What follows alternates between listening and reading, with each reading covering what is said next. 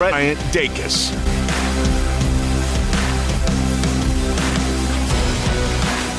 Welcome into Sports Time on a Tuesday. Bryant and Brett with you for the next 3 hours in our family leisure studios, and we've got a lot to get to over the next 3 hours. Obviously, a lot of football as we continue to recap the weekend in both college and the NFL. We've also got to get to some baseball a little bit later as both conference series are underway right now. We've got one game tonight. But Brett Norsworthy, obviously, with us as always. Brett, how are you doing this afternoon? I'm doing great. I'm very disappointed in you, Brian. Wow. I hate for us to start with such rancor like this, and I've already told you, I thought today would be the day for the Micah Parsons jersey, and it's not. I got on my Dak jersey. I don't know why you don't have a jersey for our Cowboys. What a great win last night. Sure was. Answered the bell. You knew when they had to reach down deep, they would. Our Cowboy plucking grit they showed last night. Sure did. You're right. Our Cowboys, very impressive last night.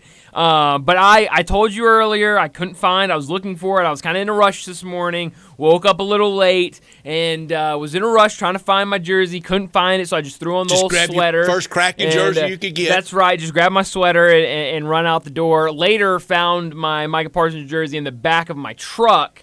But at that point, it was too late. I don't like driving with jerseys on. More these sweaters, because these sweaters are like the logos are so big and they're sewn on. It's very uncomfortable when you're driving to wear a sweater. I didn't have that feeling wearing my Dak jersey. Yeah, well, it's different with football jerseys. But I think I'm just in such a I'm so used to just taking the jerseys off before I get in my car that I just take it off and throw it in the back of my truck, and then it's there and I forget about it. And so Dak stepped up last night. He looked good last night. He really did. He doesn't have a lot of help. No, he does not. And I think, I can't remember. I know That's lot of people. That's the conservatism from Mike McCarthy. Yeah, no, you're right. But I think his rushing prop last night was 2.5, maybe 5.5. Nobody expected him to run the ball at all. Yards. And he rushed for 40? 40. He led the team in rushing with 40 and a touchdown on 7 carries. And so he was such a great runner at State, and they almost have him coached not to ever cut loose with the Cowboys. Yeah, but a big game for him, and 272 yards in the air, 1 passing touchdown. Like I said, led the team. Really, Dallas Cowboys rushing attack couldn't get anything going. Tony Pollard, obviously their main back, but with him, Tony Pollard, and maybe it's just got to pick his spots. Yes, but I think they're just so used to having Zeke back there as the pounder and being able to just draw up that straight up the middle. We're going to run down your throat. And Tony Pollard's not that type of running back. You need to get him out in space. Obviously, these screen plays, these little dunk passes are kind of his specialty. Almost jet sweeps. Yeah, and so you get him out in space, maybe a sweep to the left or a counter or something, kind of get him off that tackle. He's perfect. But just running straight up the middle is not the way Tony Pollard plays. And for some reason last night, a lot of the run plays they drew up for TP was, hey, we're just going to try to mash it right up the middle, and it would be like a 1-yard gain every time. We all love Justin Herbert, don't we? Sure, why not? Wildly talented, big arm. Yeah. Pocket presence. We could have played quarterback in the NFL in any era. When's he going to win anything that matters? I mean, that's a good question. When's he going to win the littles? Never mind the bigs. That's a good question, and that might be more on your head coach instead of it could be. Instead of the quarterback. And he's going to pay the price for that Herbert potential. Yeah, absolutely. And I think I've already kind of read some people writing about it and talking about it of with that loss last night and the way the season is going for the Chargers. Brett, I hate to put your dirty laundry out there, but one of us had them winning the Super Bowl before the season started. Oh, so and go there. Well, I mean, I didn't. I just said I didn't want to put out your dirty laundry, but I mean, it's serious. People have high hopes for this team because you look at this specifically, this offense, even the defense, and there's so much talent everywhere. And Keenan Allen, Austin Eckler, Justin Herbert. I mean, you've got guys everywhere. Mac. Exactly. I was about to say, don't even start on the defense, and so there's talent all over the place, and it's just not coming together. And you look at the last 2 years. 2 years ago, a great season and kind of faltered to the end, couldn't get into the playoffs. Last year, they get into the playoffs. They go up by 20-some-odd points, and then quit and lose the game. And so I think Brandon Staley stays with you. It sure does. And so I think there's a lot of people starting to point to, hey, we're not going to fire you yet, but You're certainly on the hot seat, and something really needs to turn around if you want to be back here next year. Boy, they see a lot in him, don't they? They do, and it's kind of that analytically driven gamble of a coach. Checking my NFL picks again. You're right. Chargers over 49ers. Super Bowl 58. You didn't have to pull it out. Yeah. I did. I mean, I don't know what to say, Brett. I'm sorry. Last night, you were correct with the Cowboys that finished the NFL weekend for you at 4-4. I had the Chargers that finished me off at 5-3. For the year in college football, I am 26-20. You are 22-24. Yikes. NFL, I'm 17-23. You are 22-18. All right. For the year, I am 43-43 plus 3 points. I got a couple shocks in there. For the year, you are 44-42 with 5 points. Wow. How about that? So how close is that? I mean, neck and neck. Right there, illustrative of why the man wins. That's right. Just sit back and just give me that juice. Yep. Oh, yeah. Let it rock. Absolutely. So, I mean, Group locks for the year in college football were 9-7. That's not bad. Group lock NFL, we're 6-8 for the season, 15-15. That's not bad. We've been a lot worse. I was about to say, much better than we were last year. A lot worse. I mean, last year was awful. You could play the go against group lock. And you would be a very rich man. You're in Turks and Caicos right now, so you're not even, unless you're listening online, you're not in You're not listening to us right now, no. But, last night, one thing I said before we got off at 6 o'clock last night is they really needed to get C.D. Lamb involved. I've been kind of disappointed in his usage this year. I mean, you go back, you look outside of that New York Jets game. He's got to be more alpha. He's got to. And outside of that New York Jets game, 77 yards, 53 yards, 36 yards, 49 yards. And then last night, 117 yards, 7 targets, 7 catches, pretty perfect. And they went to him early. They went to him often. And I thought that was a big part of the win is getting him involved. They got Brandon Cooks involved. A lot of these receivers that I think feasted. He really did. And I think a lot of these are receivers that you thought were going to have big years, and it's kind of been slow for them to start the season. So I was really happy to see what that passing offense did, especially like you said to start us off today, what Dak Prescott did. I mean, he made some throws that I just haven't seen Dak Prescott make this year, and I think he was the reason the Cowboys won that game. It easily was his best game of the year. Right now in the NFL, who's the best team? Despite they got muddled this weekend. I think even despite the loss, you look at those injuries. I think San Francisco's still the best team. Yeah. I mean, that team's scary. I wouldn't argue with that. What would you say? I would say that. Yeah, I think so. But now, you look around and look at what the Lions are doing. I mean, this Lions team that I think everybody wanted to talk about before the season started, and for some reason, nobody's been talking about them. They're not 5-1 and kind of sitting there. He may be the quarterback of the year. Easily, I think. And I think we're coming. We'll talk with Bo Marchand about this when we get more into the NFL. I think we're coming off a one-off weekend of the collective worst quarterback play one weekend in the NFL's ever seen.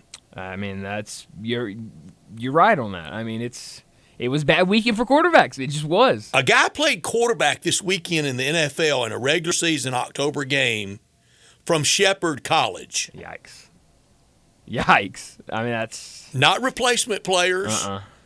Not XFL, NFL in October from Shepherd College. I mean, that's not what you want to see in October. Replaced a quarter. Has there ever been a player from Shepherd College in the NFL and replace a quarterback from Ohio State? Now, he got hurt. Absolutely not. I'm talking about the Bears. Sure.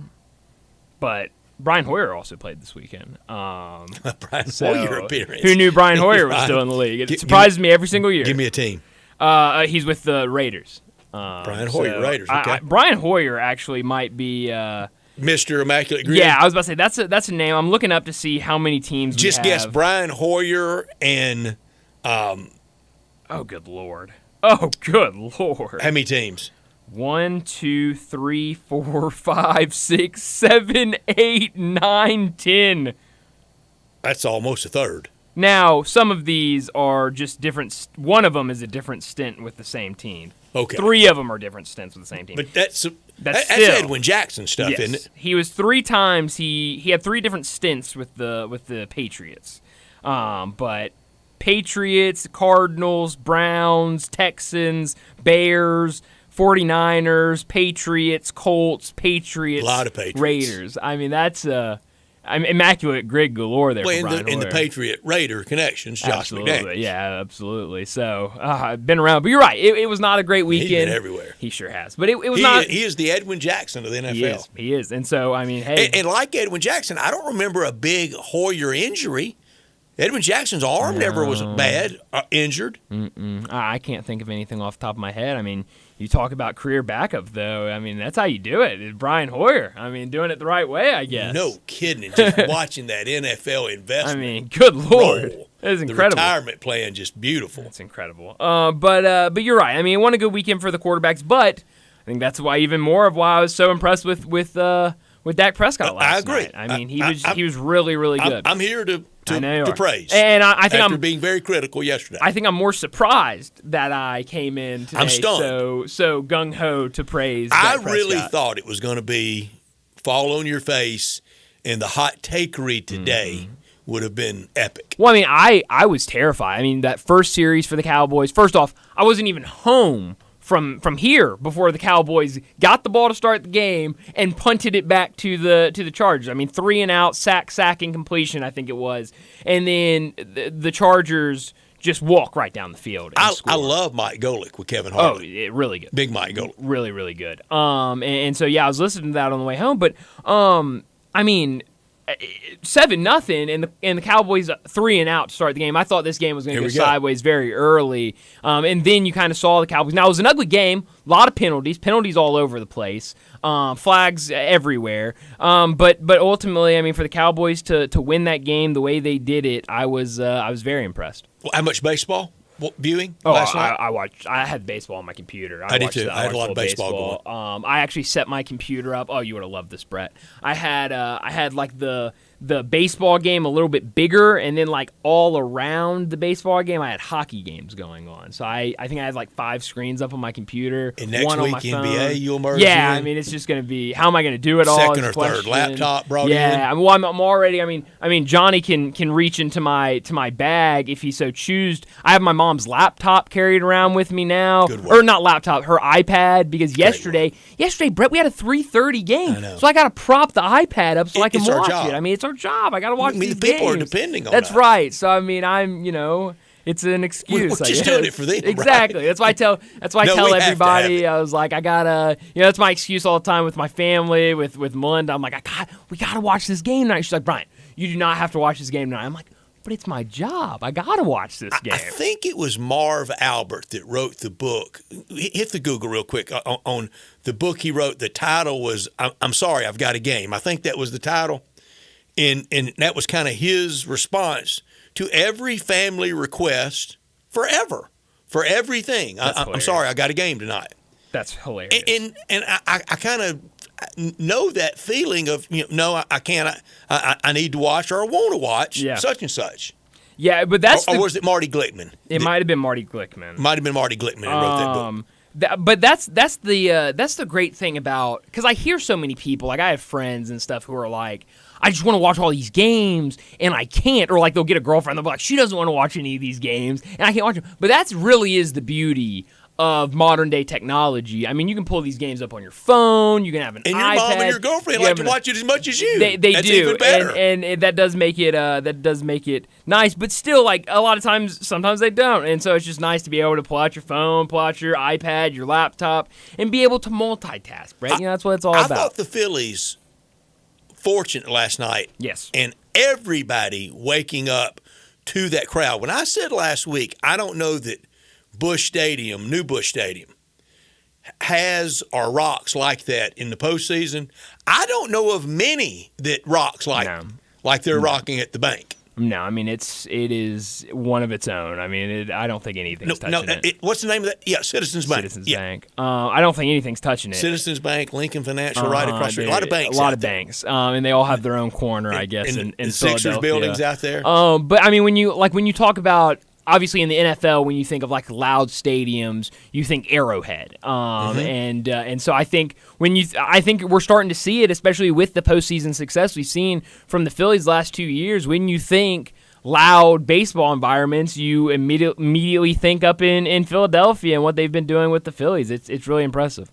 2 down for Bruce Bochy and the Rangers, 2 to go in the ALCS. Yeah. And then the hard part, to get the 4 in the World Series. Sure. If he does that, that would be 3 with the Giants, 10, 12, 14. And they had not won one since the West Coast move. Right. And this will be 1 with the Rangers. Yep. So with 2 different teams, 2 different leagues, that would join Sparky Anderson, Tony La Russa. Who else to do it in both leagues? That might be the only 2. So he'd have 1 from each league. I contend he would be better all time than Joe Torre if he does it. Certainly the manager of the 21st century. And Joe Torre, he won 4 with the Yankees. That was the only place Joe Torre could win, and a lot of us could have won those with the Yankees. You're right. I mean, it would be incredible, and I understand, like, with the Rangers, they're a team that has a lot of really good players and have added, used free agency, used trades to acquire. There was a reason why they fired the old guy and brought him in. Exactly. And so this team, when you look at, recent success, recent postseason success, there hasn't been a lot. And, yeah, it's been young players coming up and stepping up. It's been kind of the acquisitions. But, I mean, Bruce Bochy, what he has done coming into that locker, I mean, you see a different type of team. I mean, it's not the team we've seen the past couple of seasons. I mean, this team has a different flair about it. They go about things a different way, and they're impressive. I'm going to say in the last 50 to 60 years, if he ended up winning it all, best manager in baseball over the last 50, 60 years. I mean, it'd be hard to argue. Nobody had the Rangers in the preseason winning it all. No. A couple of us picked around the edges. Sure. I mean, like a wild card, get in there. Spunky wild card run. Maybe win a couple games and then, see you next season, try to improve on that. Nobody had this. The hard part's ahead of him. But, I mean, now with how this is all kind of set up, of now you're going to get Scherzer for Game 3. I mean, I know just coming back from injury, so how will he really look? Hasn't looked great as a Ranger, but I mean, you got to feel pretty good going back to Arlington up 2-0. And they're hoping Scherzer just give us one of those Scherzer performances. Just one. We just need one. It makes the acquisition worth it. And exactly. You get that kind of Scherzer performance that we expect. Thinking the same with Verlander. 100%. And you just really haven't gotten that with Verlander yet. But pretty good the other night. He was pretty good, but I've been a little disappointed in Verlander, especially late in the season. But let me set up today's show before we get to top and not top story of the day. 3:30, Dave Woloshin, the voice of the Tigers, will join us, talk about that game Friday night for the Tigers. Also, the Battle of the Bones this weekend against UAB. We'll have to get to all of that in our next segment with Dave. 3:45, we'll jump back into the baseball conversation, talk about these 2 series. 1 game tonight between the Phillies and the D-backs. We'll get a little bit into that game, but we'll really talk about everything that happened in those 2 games last night. 4 o'clock, Brent Beard from First Coast News in Jacksonville will join us to talk some college football. 4:30, we'll get to what we're certain about in the NFL and college football after another week of action. 4:45, we'll get to big number of the day. 5 o'clock, Bo Marchant will join us to talk the NFL. At 5:30, we'll get to what's trending, and at 5:45, we'll wrap up today's show like we always do with Taco Bell Crunch Time. Let me remind you, we're sitting in our Family Leisure studios where family and fun come together. The world's biggest spa sale, it's back and bigger than ever. 50 different models to choose from, 5 different manufacturers, up to 30% off in-stock spas and swim spas. Free upgrades on all in-stock spas, and the 24-month same as cash is still available, but only at Family Leisure, 2120 Whitten Road, just north of I-40. And I saw Billy Friday night at the Tigers game. Thank you so much, Billy, for everything you do for us. And he said right now, the best time of the year for a pool installation. This is when you can really get a great deal and get a head start on next year. He's Bryant Dacus. I'm Brett Norsworthy. Johnny Hill with us as well. We're Sportstime, and we want you to join us at 901-360-8255 in this hour every day, brought to you by the one and only Lexus dealership in town. They're at 2600 Ridgeway, and they're online at lexusofmemphis.com. Great offers on all 2023 models and always special leasing options. options, 24s starting to arrive, and more on the way.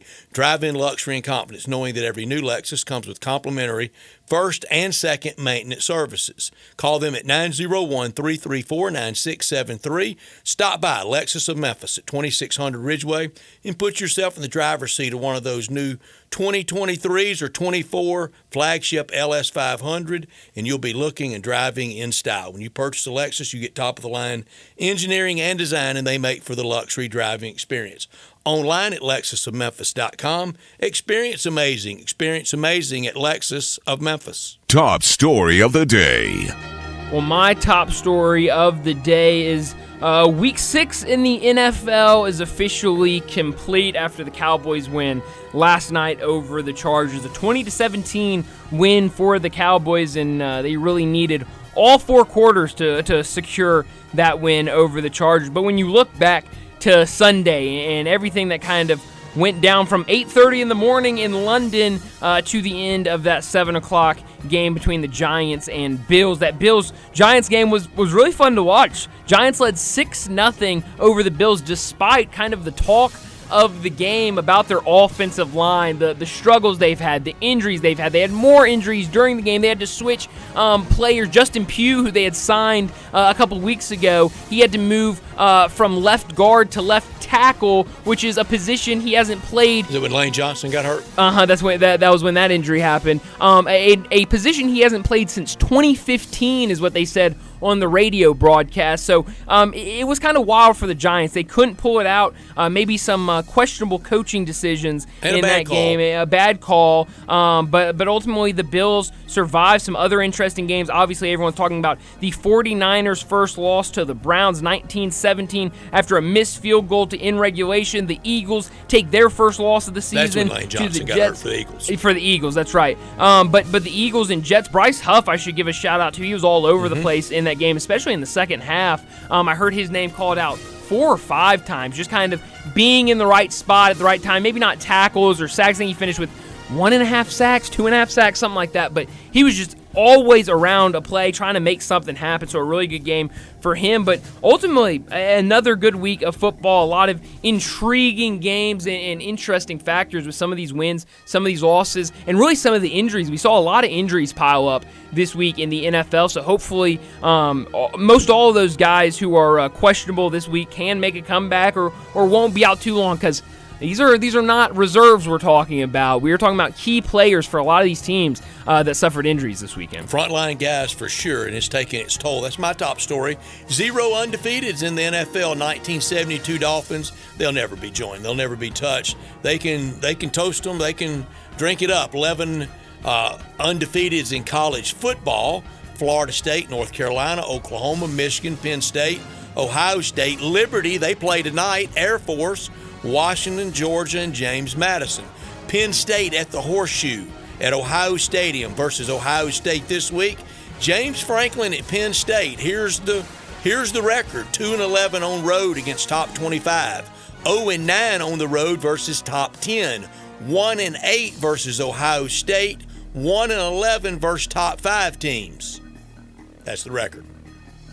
Not top story of the day. That's interesting. Big game for them this weekend against Ohio State. Time for him to cash that in. It sure is. My not top story of the day is Major League Baseball. The postseason is here. Yesterday we had 2 games. The Rangers beat the Astros 5-4 to go up 2-0 in the ALCS. Now that game was 4-0.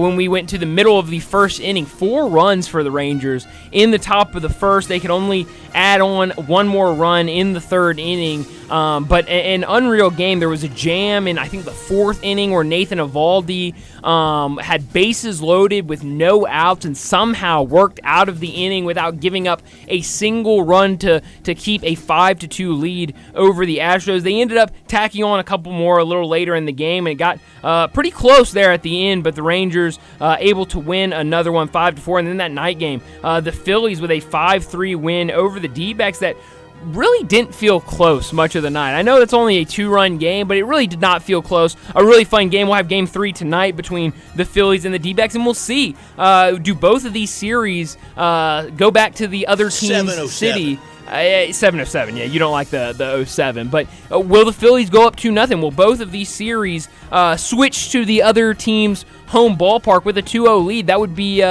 it'd be crazy if that did happen. But we'll see what the D-backs can do tonight. Like you said, Brett, a 7:07 first pitch. My not top story, and this is probably a shame because it would probably been a top story if they had lost, but not top story because they win. It goes with the territory with the Cowboys. Great win last night for Dak in Dallas. They had to have that one.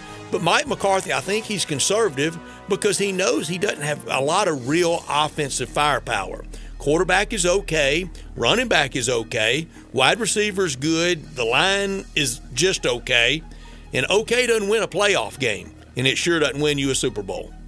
It doesn't. It really doesn't. Like you said, the O-line might be the biggest one. But that'll do it for top and not top story of the day. Let's go ahead and get to our first break. And when we come back, we'll talk Tiger football with Dave Woloshin.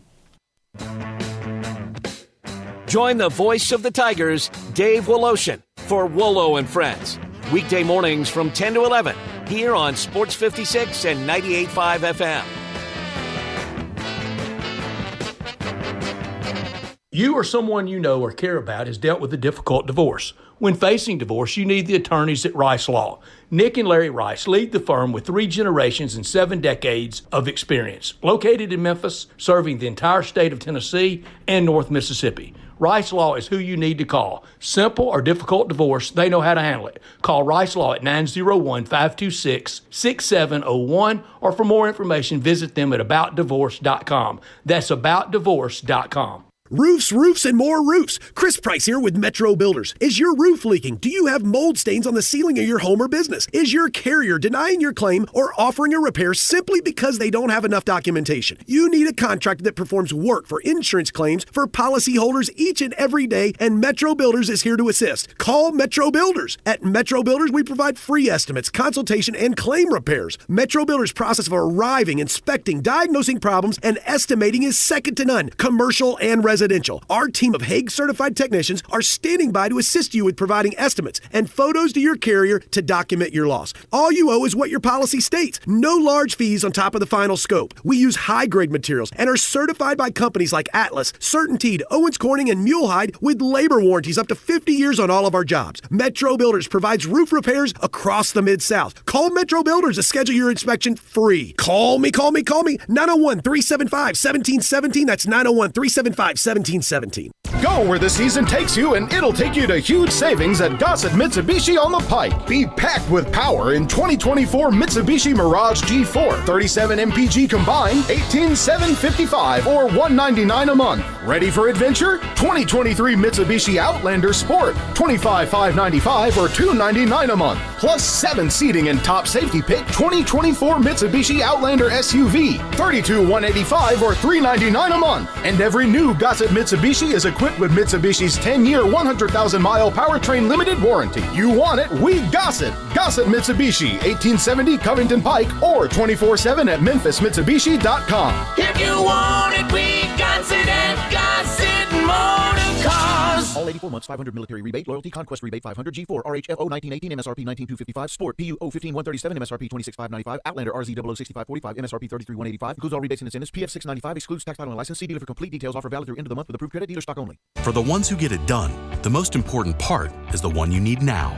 And the best partner is the one who can deliver.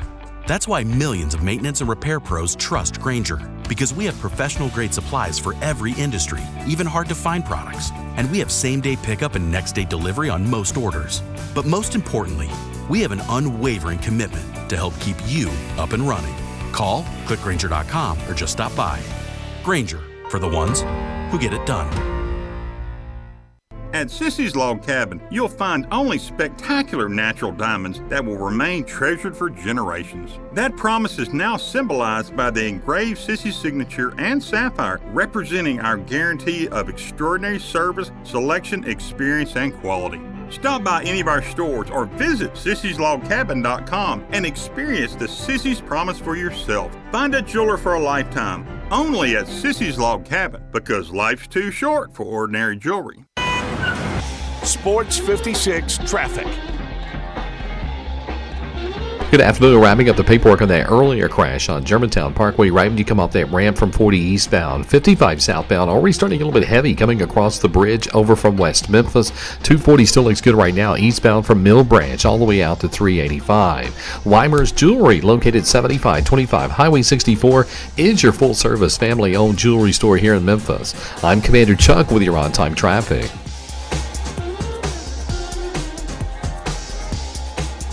Let's welcome longtime voice of the Tigers and host of Wolo and Friends. Weekday mornings at 10 right here on Sports 56 and 98.5 FM. Dave Woloshin to talk Tigers football and basketball with Bryant and Brett.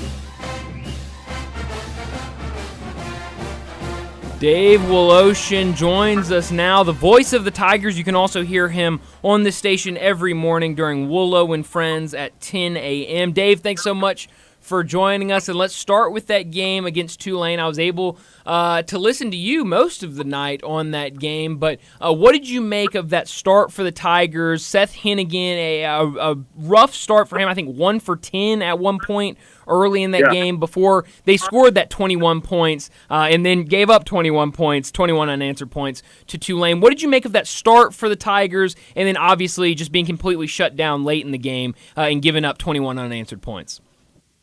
Well, I wish I could explain the slow starts. You know, they had a slow start against Boise. It was 17-0. Look, they allowed Arkansas State to hang around. They didn't put Bethune-Cookman away early in the game either. So that has been an issue, I think, for the U of M. Sometimes I kind of wish instead of deferring, they would go, you know what, let's build a league and see what happens. They've won a couple of coin tosses and haven't done that. I cannot explain for the life of me what Seth Hennigan was doing in those first 10 passes, because these weren't drops. These were just bad throws. And it's the worst I have seen that kid, even as a true freshman, play. I don't know if he was overhyped. I mean, even he said after the game, he realized it was probably the biggest game of his career because there was so much on the line, still so many of the goals that they had. I mean, look, they've only gotten the one loss coming in there to a team that's ranked now, Missouri, and we see how good Missouri is to go to Kentucky and win a game like that. We know Missouri is darn good, and Tulane is good. There's no question. They beat USC with most of those players in the Cotton Bowl, but we're talking six games ago. So that's right. They're good. There's just no doubt about it. I don't know if it was the nerves. I can't explain why they were so poor the first 20 to 22 minutes of that game. But like they did with Boise, they showed incredible resilience. They showed composure. They came back. They scored those 21 in a row to take a 10-point lead. Now, you're not putting Tulane away after the first possession of the third quarter. I hear so many people talking about, well, they blew another double-digit lead. In essence, they did. But this was after the first possession of the second half. Right. It's not like the game was in hand. Here's my summation on this particular game. I think Tulane is slightly better than Memphis. I think their two lines, offense and defense, are slightly better than Memphis. Does that mean Memphis couldn't beat them, especially at home where they've been magic? No, it doesn't. But it means they've got to play the perfect game. And it was not the perfect game. In fact, it was 180. It was a flawed game. They had three big mistakes. 2 picks, one on Hennigan, one on Rock Taylor. I don't know what the heck he was doing. He didn't even see the ball. It hit him in the shoulder pads and then went right to Tulane. Yep. And then the uppercut from Andreas Fox that cost Memphis time and field position when they were still in it with a one-score game. So you can't make mistakes against the slightly better team and hope to win, and they did. Dave, I think you just described college football 2023. Yeah. Out there among a lot of teams, maybe 1 or 2 or 3 aren't in this, but nobody's good enough to have a lapse in judgment like the player had. And Bryant and I made a point yesterday. We did not crush him at all. Look, it was a bad look. It was a bad play. I'm sure he's crushed over. There's no need to keep castigating the youngster. He lost his cool. It happens. It was unfortunate. But you can't. The margins are so small, you can't give an inch. No, especially when, honestly, that's a good team. A real they good got a team. quarterback who I think good coach. will be in the NFL, and you got Willie Fritz, who's been, it's his 32nd year of coaching. 32nd as a head coach. He played He's seen it college. all. He played college football at Pittsburgh State with Sam Pittman. You know they were tough to have those two. Wow. I didn't realize he played with Sam Pittman. Yeah, he was a senior defensive back, maybe a corner, and Sam Pittman was freshman, sophomore DN. And can you imagine those cold October windswept practices in Pittsburgh, Kansas? I would just like to hear what they were saying in the locker room after. You know they were I tough. think both of them are pretty interesting guys, honestly. I do too, and I think Willie Fritz serves as a good illustration for Tiger fans. And Bryant and I think we did most of this off there. We're going to take it public today, Bryant. I'm going to take it public. Hope you don't mind. Go for it now, please. Dave, I want this to stop now, and it's out there in social media, and it's among some of the chattering class. When Ryan Silverfield was hired, that was a near unanimous choice. There were very few other suggestions. I don't even remember another prominent name even being mentioned. Everybody was for that. People loved the continuity. He was slam dunk. Now people want to talk about that almost like that was a jump ball, whether to hire him or not. That's revisionist history, Dave. And Willie Fritz shows what a little patience would do for you. Well, a lot of patience, honestly, because Willie Fritz. A lot. That's right. Go back one season. He's 2-10. Yeah, 2-10. It's hard to survive that. I honestly thought he would get fired after the 2-10 year. I was surprised that Tulane kept him after that 2-10 year. Maybe he went in and said, "Look, guys, I got Michael Pratt, I got Tajay Spears, I got a pretty good defensive line. Yeah. Give me one more year. I'm promising you it'll pay off. If not, I walk out of here." And they bought it, and it worked. I'm amazed at. I'm really not amazed. Come on, we've seen this before. These are the way college football fans are. Mm-hmm. You know, if you go back to, I think, the second year of Mike Norvell, the Tigers were like 500, maybe one game under 500, whatever it was. And I was reminded that I saw them. I saw boosters texting people to say, we got to get rid of Norvell. And then, of course, obviously the rest is history. Wow. Now you're going, well, will Memphis ever have another Mike Norvell? Right. Mike Norvell could be a national champion here with totally changing the culture at Florida State. That'd be an unbelievable story. I'm just saying to you, people, fans, they're fanatics. That's what they are. They lose patience early. And they were saying the same thing about Mike Norvell, who could be on the cusp of winning a national title. They lost faith in him. If you don't win and do it all the time, people lose faith in you. That's just the way college football fans are. Talking Tiger football with the voice of the Tigers, Dave Woloshin. Dave, Blake Watson only got 5 carries for 13 yards against Tulane, and after the game, I think Silverfield was kind of vague on why he didn't get a lot of carries. I think Monday he said he was day-to-day with an injury. What have you heard of Blake Watson and this injury and his availability going forward? Well, I was there for the press conference on Monday. That's just yesterday, and that's what he said, that he's day-to-day. I got a gut feel that he's going to play.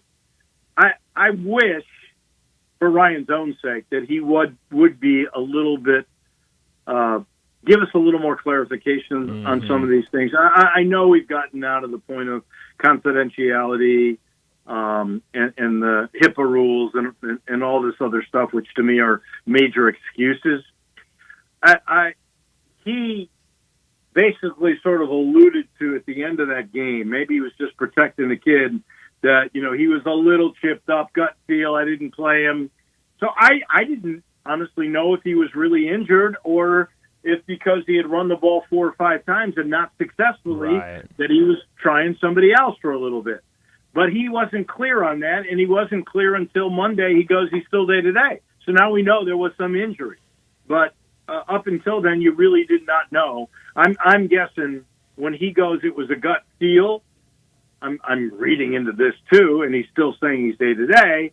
But my guess is the kid wasn't all that injured, but enough to not take a chance, and I bet he's ready to play against UAB. And I think Saturday morning is a big contest. UAB, they took a little bit of a step back this week in a rough and tumble game against Texas San Antonio down at the Dome in San Antonio. But they had been improving. I thought they started getting better in the loss to Georgia. They moved the ball really with ease against Georgia's back-to-back national championship defense. I know it's a lot of new players in for Georgia. This is no gimme Saturday morning in Birmingham. There's no gimme for Memphis. I mean, let's be honest with you. We talk, and I really, truly hope this happens, and I believe it could happen. Not saying it will, but it could.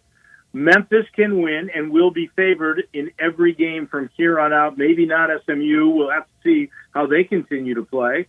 But Memphis will be favored in almost every game they play.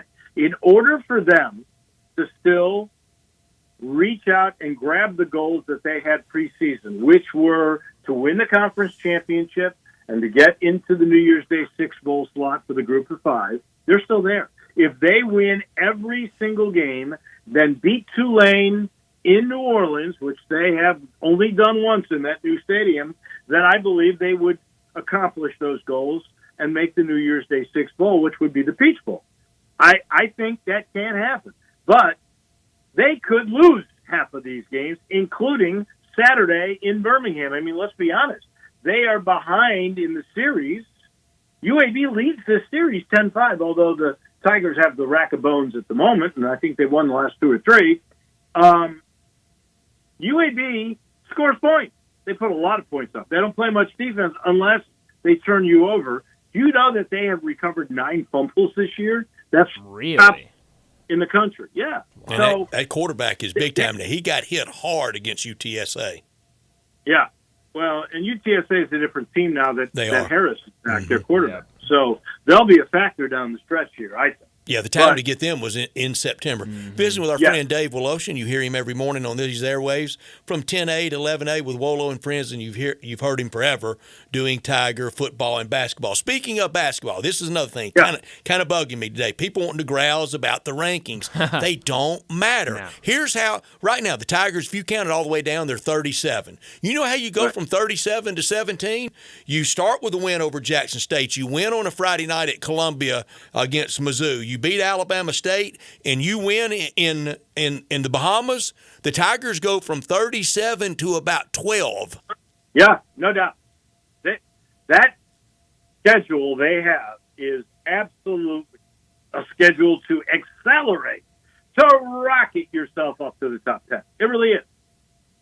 Are they going to win all these games early? You know, that's the true test for Penny. And I said today on the air, I believe that this is the toughest coaching test Penny Hardaway will have ever had in his tenure as a head coach. Mm-hmm. And I say it for this reason. You know, he's had great players who've come in before. They were freshmen when they got here for the most part. They had never really been at the collegiate level. They had to learn how to take collegiate coaching. They were open-minded to all of that. They were going to buy in. They didn't. Some of them didn't even know of their total self-worth when they first got here. That is not the case this year. When you look at these guys, they were double-digit scorers on decent Power 5 or very good college basketball teams playing at an elite level. Now you're going to ask them, some of them, to go, I need you to do this. I need you to be a screener and to go rebound. I don't need you to score. Are they going to accept that when they're in their 4th or 5th year and they've already played? And we're not talking guys who were just sort of like role players to begin with. These are guys who were top 1 or 2 scorers on their teams that they have so many, they can't all be that. Some of them are going to have to accept lesser team contributing roles. That is a hard thing to do when you're a new player, let alone an experienced player in the transfer portal coming to get a new life. I think for him to get buy-in all across the board with this much talent is the toughest task he has ever had.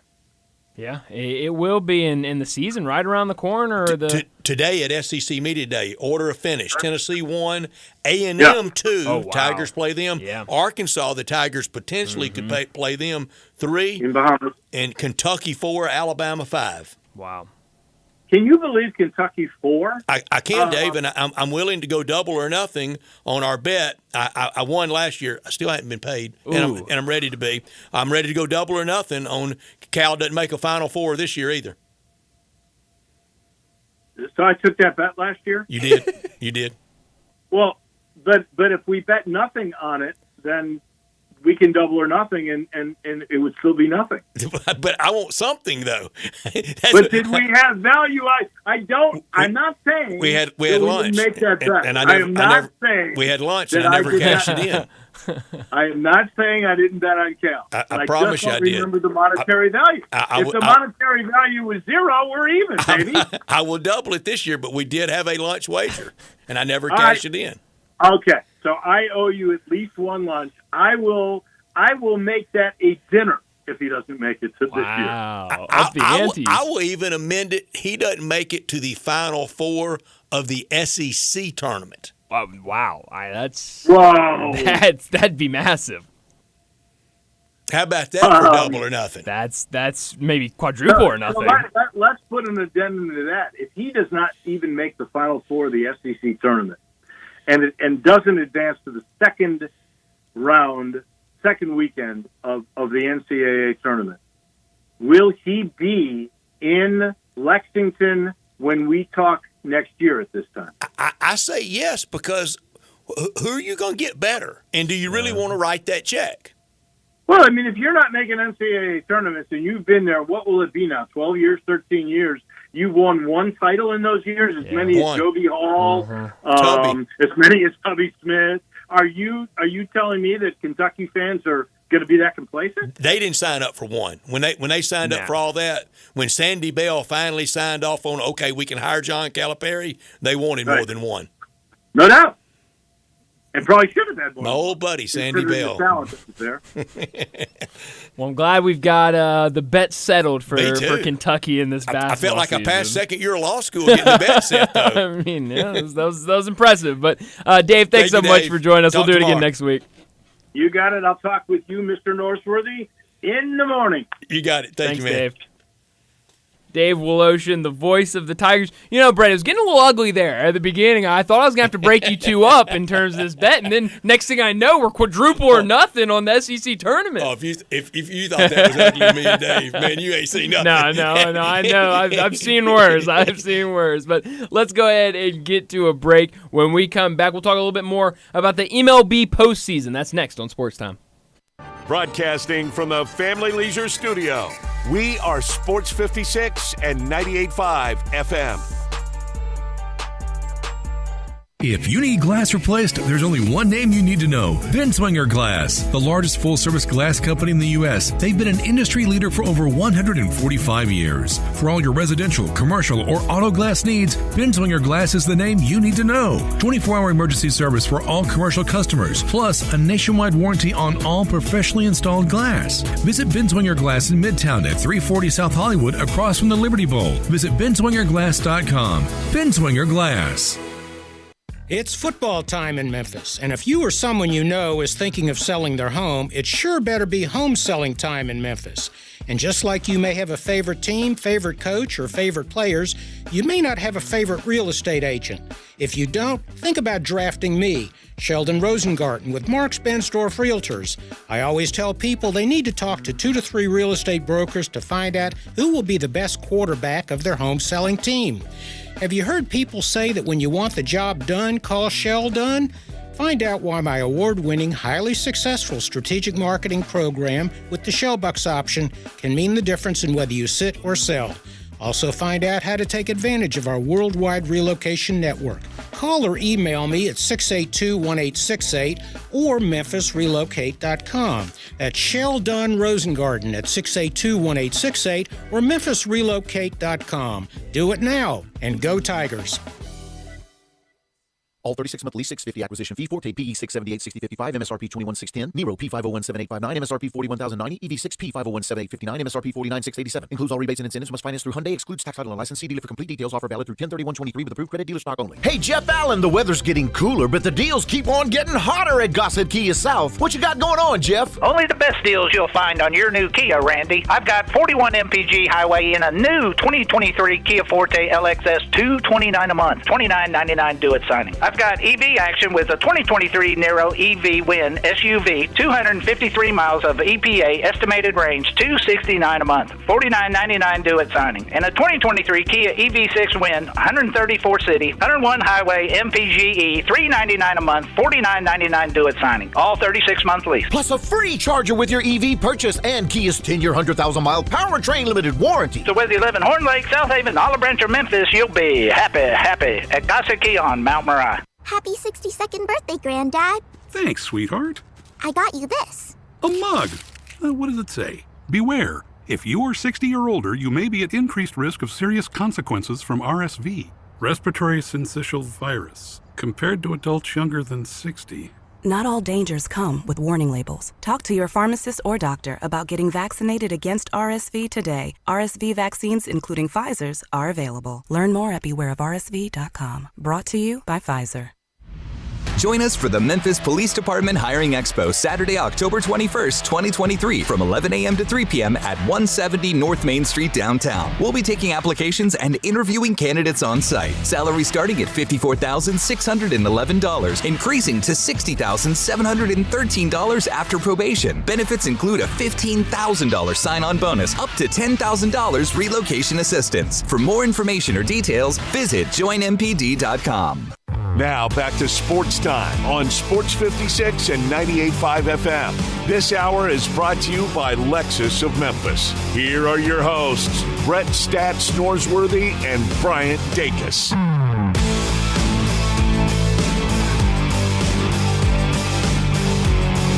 Welcome back into Sports Time. Bryant and Brett with you in our Family Leisure Studios. And we talked a little baseball to start the show, but we've got a Game 2 tonight between the Phillies and the D-backs. And that game last night was really fun for the Phillies. This team has found ways to make hitting home runs look pretty easy, and they did that last night. Kyle Schwarber, to start the game, hits a home run to lead the charge. Bryce Harper, the birthday boy, yesterday hits a home run. And Nick Castellanos, who I feel like a lot of people are forgetting about Nick Castellanos. He also homered, and he's having a fantastic postseason. A lot of people talking about Bryce Harper and what he has done this postseason, but Nick Castellanos has more home runs, 5-4, very close to each other, but 5 home runs for Nick Castellanos this postseason.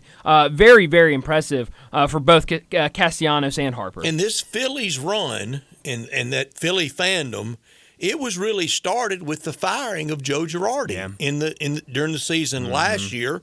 Schneider takes him all the way to the World Series this year, and now has them really on the verge of another one.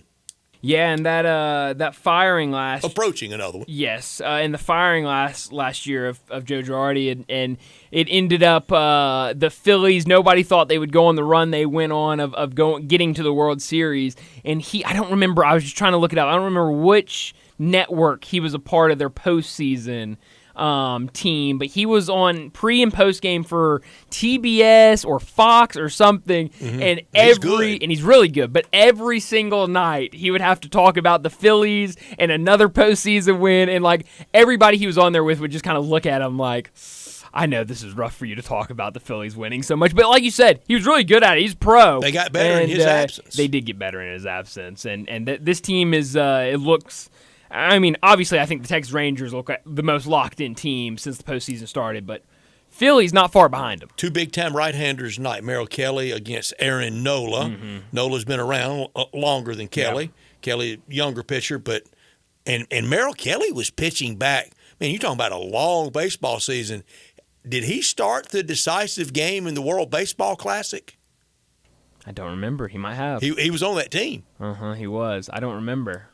He might have. That's a lot of baseball. That shows how long it was ago, because I can't remember it at all. But you're right. Merrill Kelly, a young guy, his last outing was his first career postseason game, and Arizona State guy, so home for him. Home for him, and his team, right? And but 1-0 with his 0 ERA, looked really good in his first outing. And Aaron Nola has kind of been a little up and down this year. He's 12-9 with a 4.46 ERA on the regular season. But this postseason, I talk a lot about Aaron Nola and just how impressed I've been. His last 2 outings, one against in the wild card, and then in the last round, 2-0 with a 1.42 ERA. Both these guys have looked really, really good. So if you like pitching matchups, tonight could be a really fun one. And it's the time of year that pitching and defense and timely hitting really pays off. Yeah. Duh, that's obvious. And with what Montgomery and Evaldi, what they're giving the Rangers now, that first series only had to win it 2 games. Second, just 3. Yeah. 2 down, 2 to go in this one. Somebody else has got to jump in on the fun for the Rangers. You're right, and we'll see who it will be. But when you talk about, I mean, just thinking about Jordan Montgomery and Nathan Evaldi.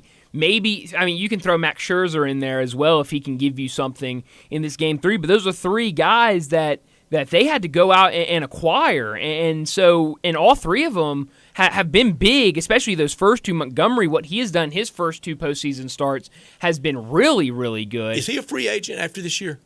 Let me look that up. I really don't know. Because I saw a story somewhere that doesn't rule out back to St. Louis for him. He was the ace for the Cardinals there for a while.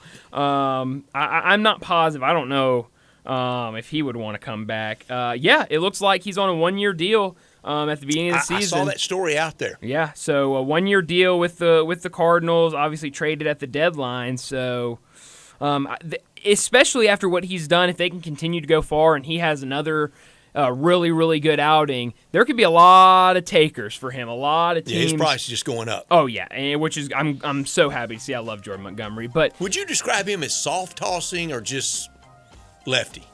He's definitely lefty. It's not soft tossing. I won't call it soft. I'd just call him lefty. I don't think it's necessarily soft tossing, but he's been good. He's been really good. I mean, really, really good, especially after some of the things you'd hear from Cardinals fans during the season about him, especially early. No, he has been really, really good in this postseason. But like I said, Game 2 tonight, Phillies and Diamondbacks. That game, first pitch set for 7:07, should be a really fun one. But let's wrap up this hour, get to a break. When we come back, we'll talk college football with Brent Beard.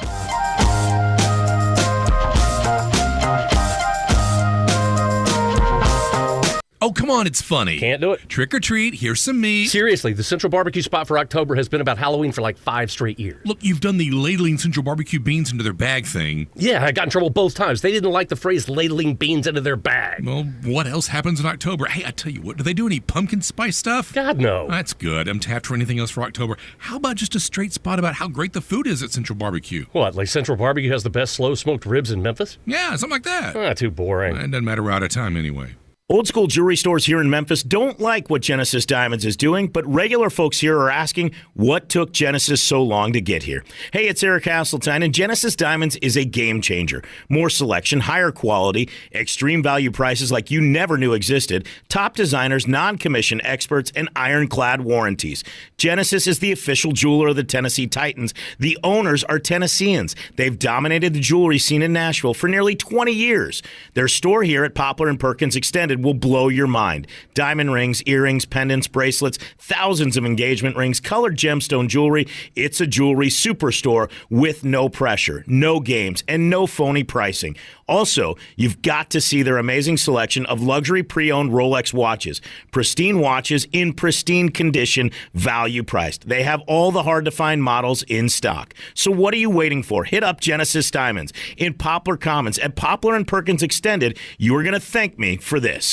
Want to play a private country club but only pay daily greens fees? Meadowbrook Country Club in West Memphis is your place. You can now play a beautiful, challenging course for only $59 plus tax, including cards. Meadowbrook Country Club features champion Bermuda greens and now is available to everyone. A membership is only $350 per month and includes tennis, pickleball, and swimming, plus a great restaurant and bar. Golf Pro Mark can even fix you up with custom-made tricks on clubs. Call 870-394-4186 today for your Tuesday through Sunday tee time at Meadowbrook Country Club in West Memphis. Want even more excitement on game day? It's time to get on Prize Picks, the best way to win big on fantasy sports. Here's how it works. Just pick 2 to 6 players and choose more or less on their stats. If you get them right, you could win up to 25 times your cash. It's quick and easy to make your picks, and with fast and safe deposits and withdrawals, Prize Picks is the place to play this season. Prize Picks has awesome weekly promotions, and they're the only daily fantasy platform with an injury insurance policy, keeping you in the game even if one of your players goes down.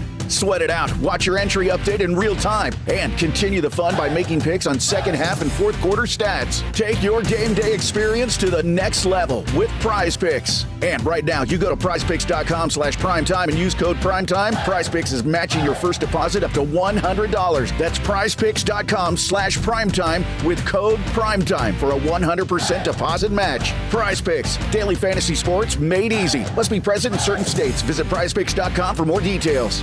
Hey, Mid-South, you looking for a new ride that'll save you some big bucks? We got it at Gossett Kia on the Pike. A new ride that boosts 41 mpg highway and 2023 Kia Forte LXS. $229 a month, $29.99 to its signing. How about 2023 Nero EV Wind SUV? 253 miles of EPA estimated range, $269 a month, $49.99 to its signing. And 2023 Kia EV6 Wind. Get up to 134 city, 101 highway MPGE, $399 a month, $49.99 to its signing. Plus a free charger with your EV purchase, all 36-month leases, and Kia's 10-year, 100,000-mile powertrain limited warranty. Ask for Bobby J. He's ready to put you in a new Kia today. Gossett Kia, 1900 Covington Pike, or online, KiaCovingtonPike.com. If you want it, we got it at Gossett Motor Cars. All 36-month lease, $650 acquisition fee, Forte PE 678 6055, MSRP 21610, Nero P501 7859, MSRP 41090, EV6 P501 7859, MSRP 49687. Includes all rebates and incentives. Must finance through Hyundai. Excludes tax, title, and license. See dealer for complete details. Offer valid through 10/31/23 with approved credit. Dealer stock only.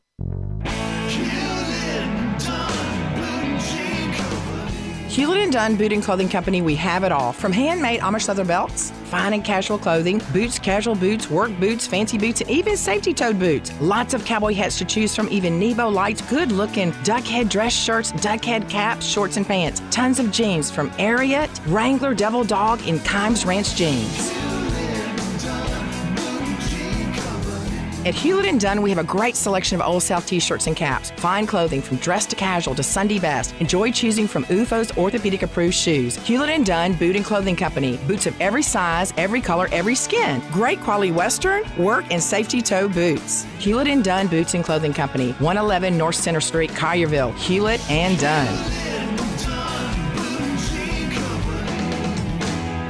Hewlett & Dunn, serving you and your family since 1961.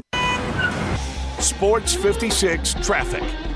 Good afternoon. It still wants to run a little bit heavy sometimes over here on 55 southbound across the bridge as you come over from West Memphis. Traffic's building pretty good over here already on 40 east from Sycamore View Road. A steady flow of traffic all the way out towards Fayette County.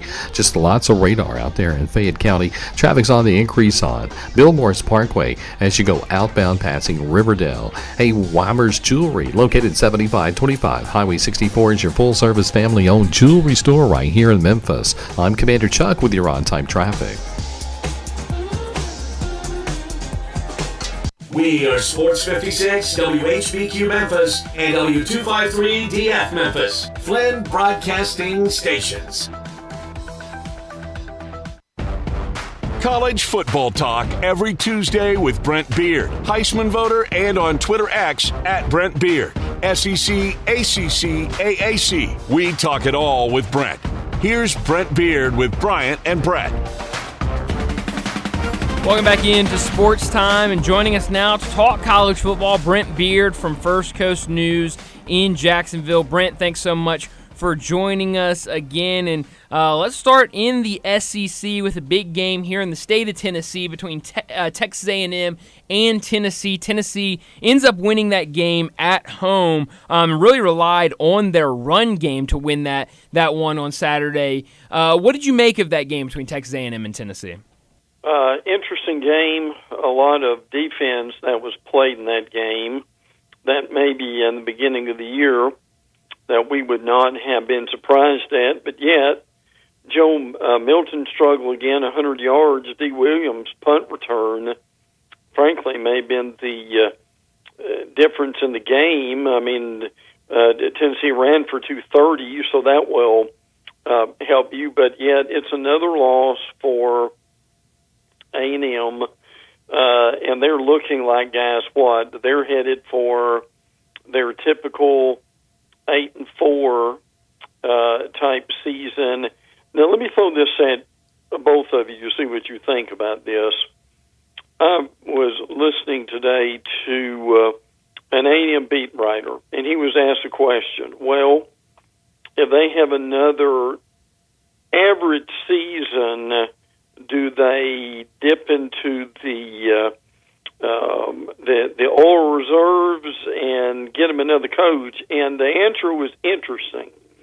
The answer from the beat writer was, I think the marriage is going to go on further because, and listen to this logic, is because they need him next year to basically keep that roster intact. And if he stays, the beat writer said he thought that's what would happen in order to beat Texas next year. How about that?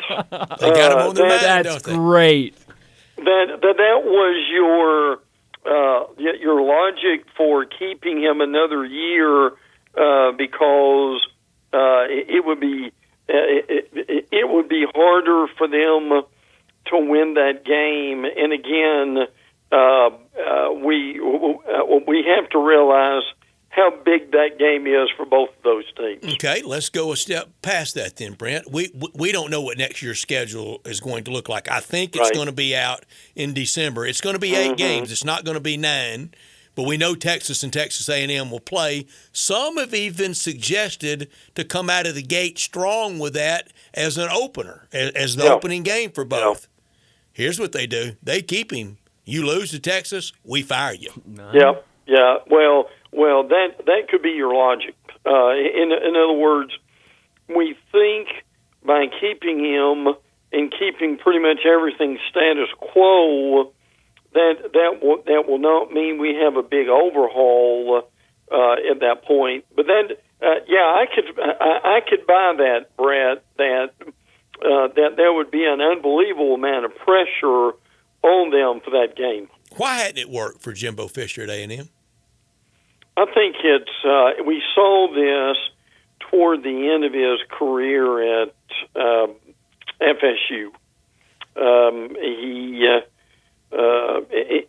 He isolated himself to a degree.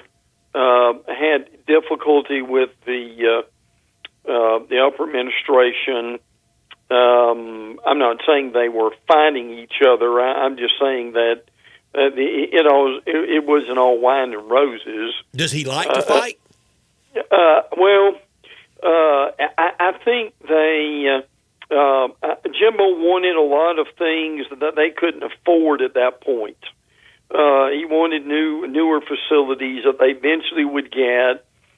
I think some changes to the stadium and things of that nature that were probably going to be on the drawing board for a while. Even though there's new information about remodeling the stadium is coming up this week, and some of it was when you trace his history, guys. He won with Jameis Winston, and after that, I'm not saying he didn't win. He just didn't win as much. And their offense, even now, is rather pedestrian, even with Bobby Petrino at the helm.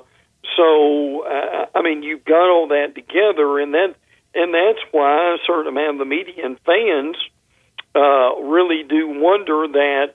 And look, Brian, one thing that Brent and I have understood for years is your record tells you who you are. That's it. And basically for Jimbo, and look, this is not terrible, but it's just one of those things to where you've got to realize where you are right now. They are what, guys? 7-5, 8-4 every year. They weren't even that last year. Right? No. But that if you average it all out, that's what you'd get. Yeah, that's right. it's the worst contract in sports since Bobby Bonilla. It is. I mean, it is. He's going to be getting a check someday from A&M, and just laugh that he kind of looted them for that. He hadn't been worth it really since day one. And even the COVID year, he had to thread the needle to get to the Orange Bowl to play North Carolina. This week for Tennessee, third Saturday in October, Tennessee in Tuscaloosa to play Alabama. This game this Saturday between Tennessee and Alabama, Brent, it could look like some of those games at Legion Field with John Chavis on one side and Brother Oliver on the other one as coordinators. Would you be at all surprised if this was a 17-14 type thing? I said this morning with the guys in the Rocket City in Huntsville, I said 1st to 21, blackjack wins the game. Yep, I think that's probably about right. I would agree with that. Now, you've got, and let's be honest here, you've got two average quarterbacks, and that's what you've got. And two great defensive lines. Right. Two great defenses. The Bama defensive line isn't as good as Tennessee's. Right. So, but they are able to have gotten much improvement with being able to rush the passer in tackles for loss. Now, Tennessee's been able to run the ball well. Will that continue? And that's what we don't know. And I think the other thing is, for what it's worth, now look, there have been several games. Alabama just has not been focused. Arkansas is prime exhibit of that. They will be focused for Tennessee. This is a game they really want to win. Now, will that desire, and you call it whatever you want to call it, retribution, revenge, tour, or whatever, that doesn't always equal up to a win. But for that club, if they could be focused and cut their penalties in half in the game, it would make a huge difference. Brandon, it's better on campus going Knoxville, Tuscaloosa. There's no question about that. And it always was at Knoxville. But forever, when it was the Alabama game, often played at Legion Field at Birmingham. After the Iron Bowl, wasn't that the game at Legion Field? Of course, Alabama-Auburn won, but wasn't Tennessee-Bama the next best game to be played there often? Yes. And so of course, much fun. And if folks are kind of scratching their head because they're not familiar with this, Alabama did play games in Tuscaloosa, but their bigger games, i.e. Tennessee, Auburn, an occasional, Brett, Southern Cal, someone Notre like Dame. that, they would have that in Legion Field. Now, obviously, your 1970 shootout with Scott Hunter and Archie Manning was in Legion Field, but yes, it was a while before everything went to Tuscaloosa. Yeah, and that scene, the first year in a long, long time, they had played way back in Tuscaloosa, but that first year in '99, and T. Martin and Tennessee coming to Tuscaloosa, that was some big event, and now we've settled in, and Coach Saban almost always wins that game. Didn't last year. It would be you'd have to go back to what, 03, 04 for back-to-back Tennessee wins? 03, yes. For back-to-back? Yes. Yeah. Yeah. Bama got them to Tuscaloosa in 05. Yeah, they did. As a matter of fact, that was, help me, Brad, wasn't that the ball where the Tennessee running back's running into the end zone? Roman Harper stripped him. Yeah, the ball's punched out, and it goes out of the end zone. 6-3 game that was a great game to go to. It was. A great game to attend. I mean, it was like going to a 1-0 baseball game. Well, but those games were tremendous. I mean, obviously, when you had Barry Bryant and the great coaches back then, it was a defensive battle.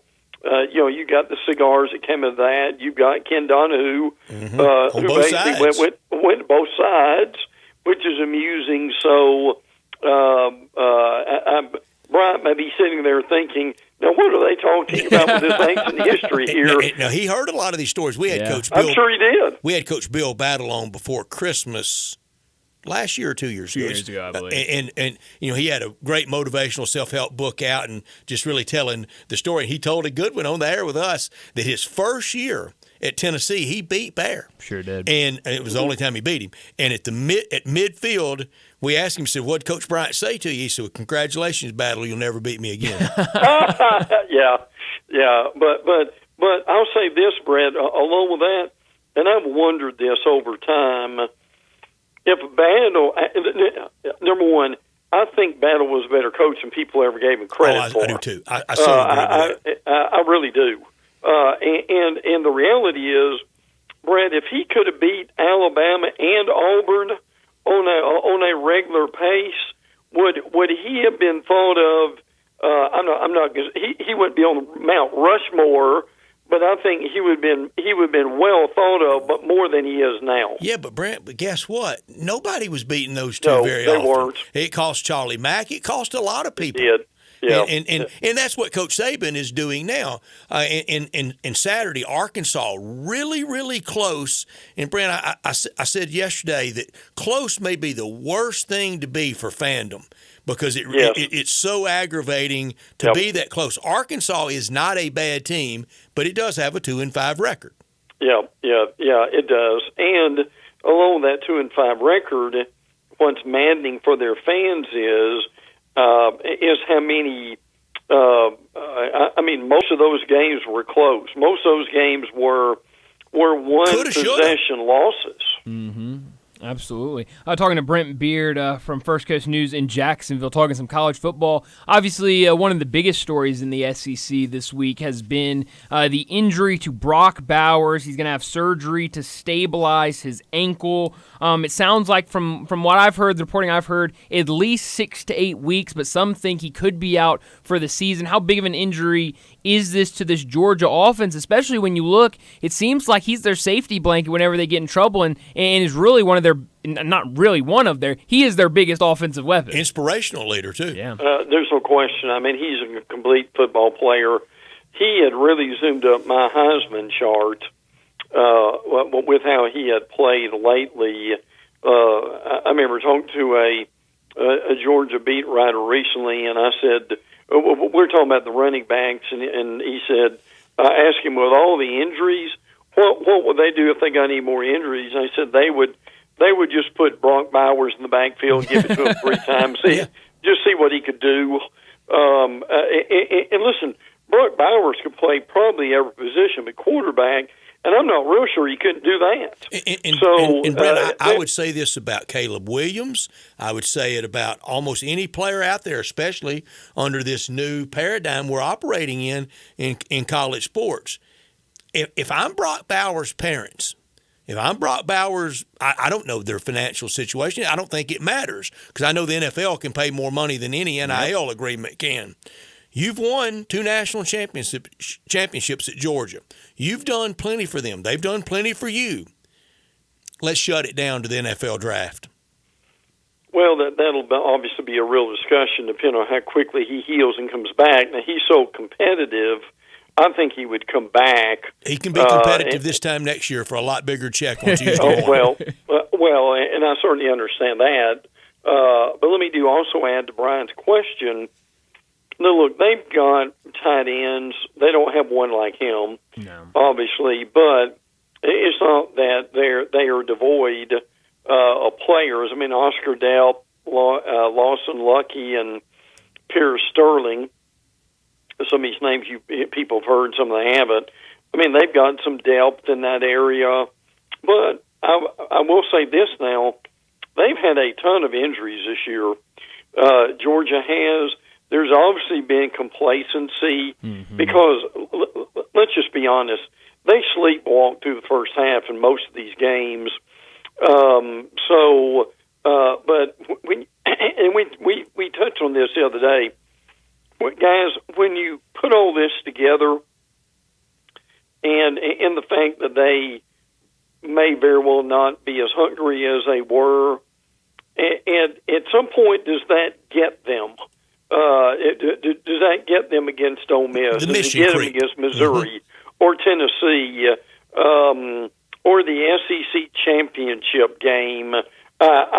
I just wonder, guys, if the combination of all this stuff that's going wrong, and again, they're number one and undefeated, so the bottom line is still the bottom line, but does that cost them a championship this year, I wonder out loud? Yeah, and it sure could. And it's very human nature just to kind of get bogged down in that said mission creep. Brent, Saturday night in Auburn on the Plains, Ole Miss, 6.5-point favorite. Ole Miss has only won 2 times at Auburn in the 21st century.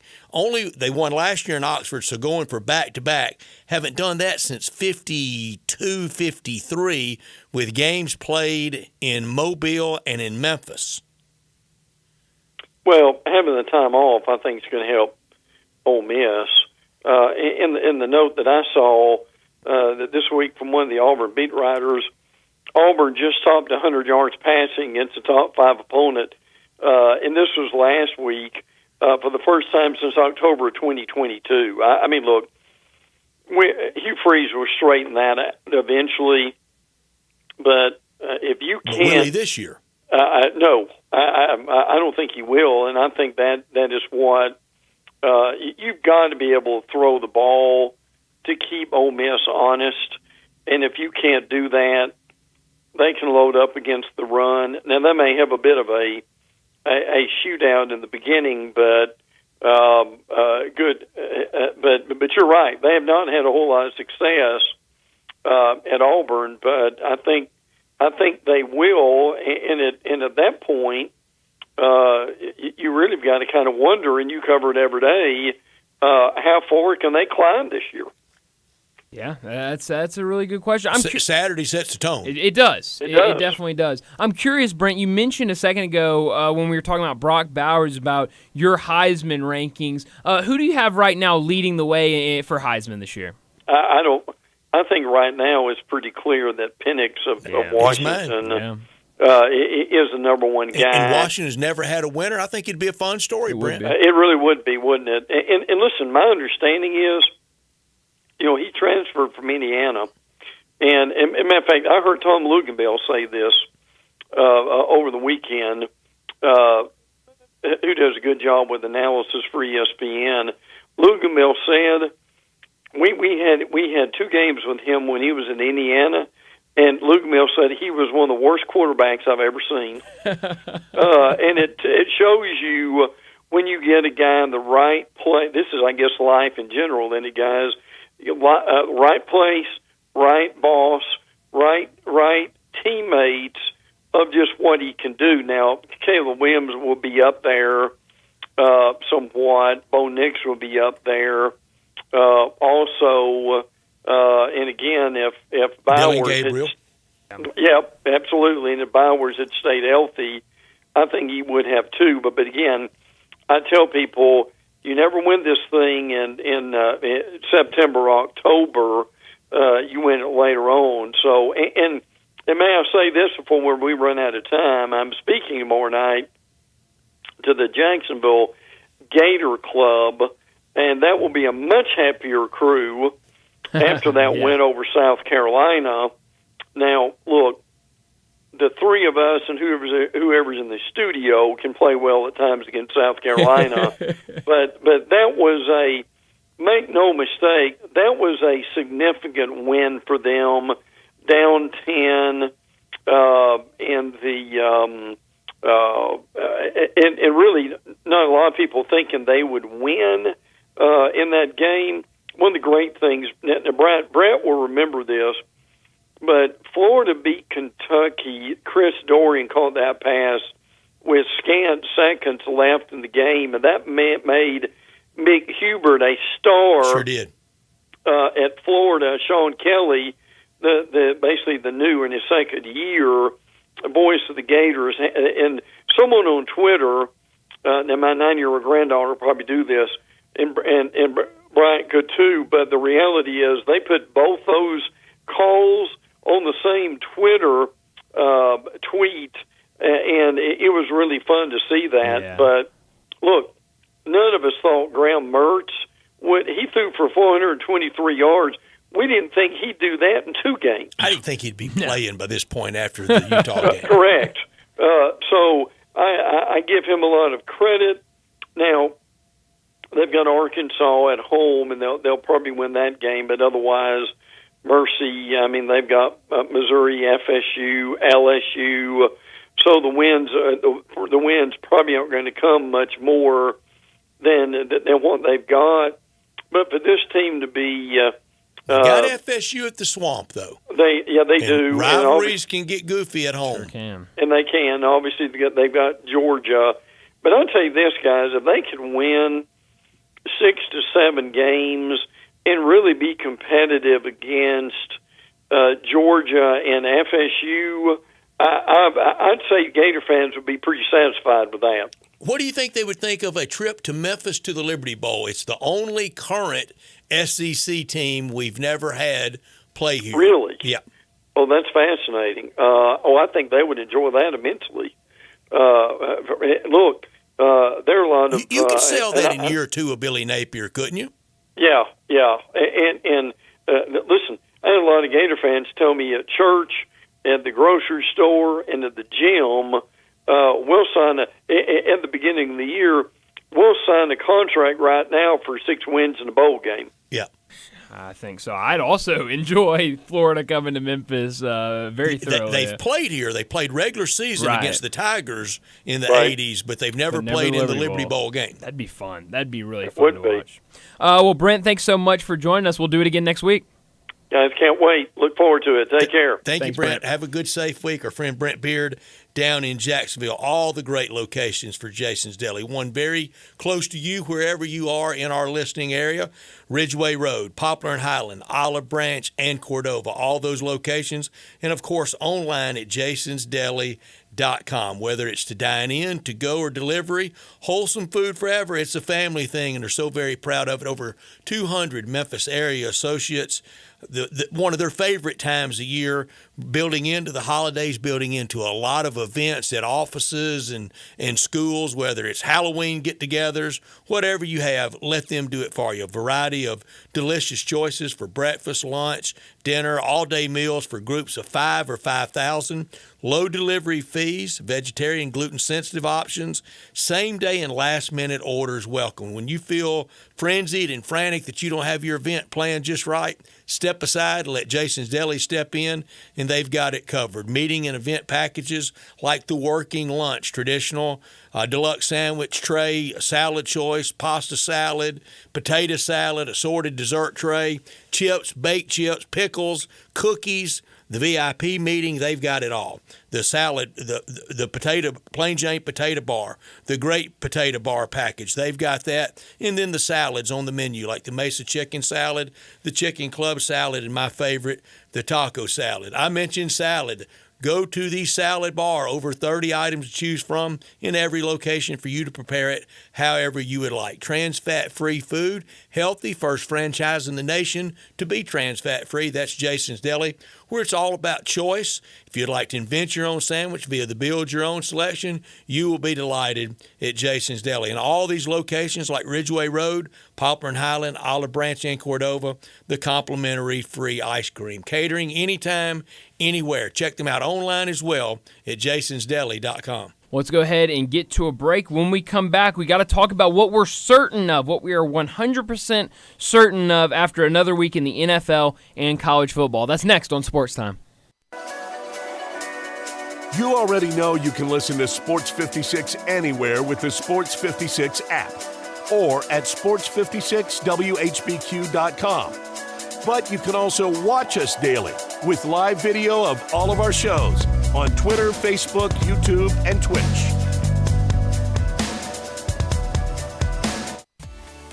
At Jason's Deli, when you're dining in or picking up curbside, you can expect wholesome food and no surprises, just delicious sandwiches, crisp salads, and quick quality meals made with the freshest ingredients and no artificial trans fats, MSG, high fructose corn syrup, or artificial colors and dyes. Around here, a lot of thought goes into what we put into our food and what we take out of it, because you're not just taking a bite, you're getting a taste of who we are. New items are constantly being created to expand our menu for all tastes and special diets with vegan and gluten-free options available. Convenience and on-time delivery you can count on. It's just a click away at jasonsdeli.com, so whether you need to feed 5 people or 5,000, the team at Jason's Deli, they have the credentials and the commitment to keep you satisfied. Freshness is nearby at Jason's Deli with locations at Ridgeway in the Park Place Center, Poplar and Highland, Germantown Road in Cordova, and on Goodman Road in Olive Branch. Jason's Deli. It's wholesome food and no surprises.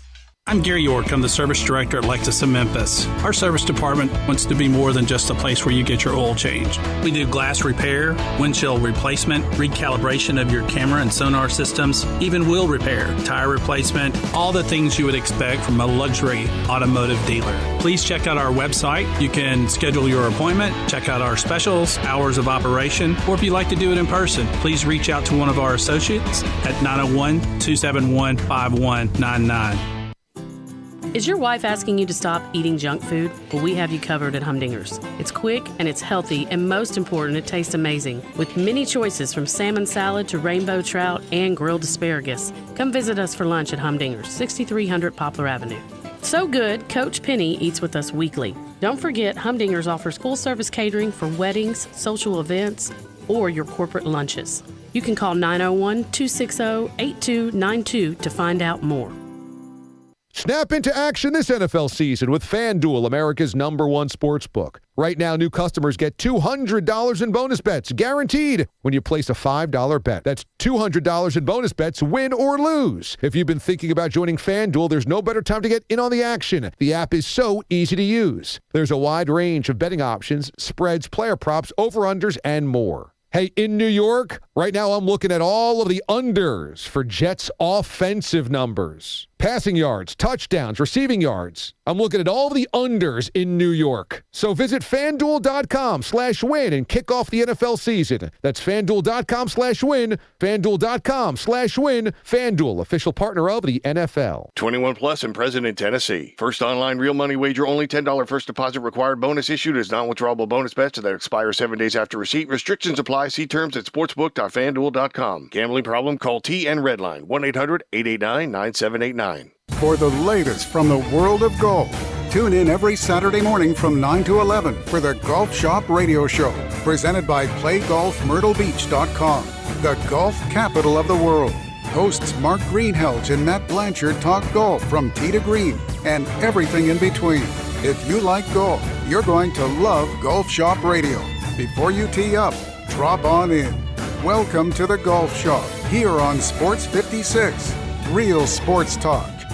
All 36-month lease, $650 acquisition fee, Forte PE 678 6055, MSRP 21610, Nero P5017859, MSRP 41090, EV6 P5017859, MSRP 49687. Includes all rebates and incentives. Must finance through Hyundai. Excludes tax, title, and license. See dealer for complete details. Offer valid through 10/31/23 with approved credit. Dealer stock only. Hey, Jeff Allen, the weather's getting cooler, but the deals keep on getting hotter at Gossett Kia South. What you got going on, Jeff? Only the best deals you'll find on your new Kia, Randy. I've got 41 MPG Highway in a new 2023 Kia Forte LXS, $229 a month, $29.99 do it signing. I've got EV action with a 2023 Nero EV Win SUV, 253 miles of EPA estimated range, $269 a month, $49.99 do it signing. And a 2023 Kia EV6 Win, 134 city, 101 highway MPGE, $399 a month, $49.99 do it signing. All 36-month lease. Plus a free charger with your EV purchase and Kia's 10-year, 100,000-mile powertrain limited warranty. So whether you live in Horn Lake, South Haven, Olive Branch, or Memphis, you'll be happy at Gossett Kia on Mount Moriah. Sports 56 traffic. Good afternoon. It's really wanting to pick up here in the last few minutes on 240 east from Mill Branch out to 385. Bill Moore's Parkway actually looks pretty good right now as you continue out towards Collierville. It's holding up at the moment on 40 eastbound over here at White Station. 40's picking up also as you pass Germantown Parkway, continuing out towards Fayette County. Hey, Weimer's Jewelry, they're back open better than ever. Go by and see David and his family at Weimer's Jewelry, 7525 Highway 64. I'm Commander Chuck with your on-time traffic.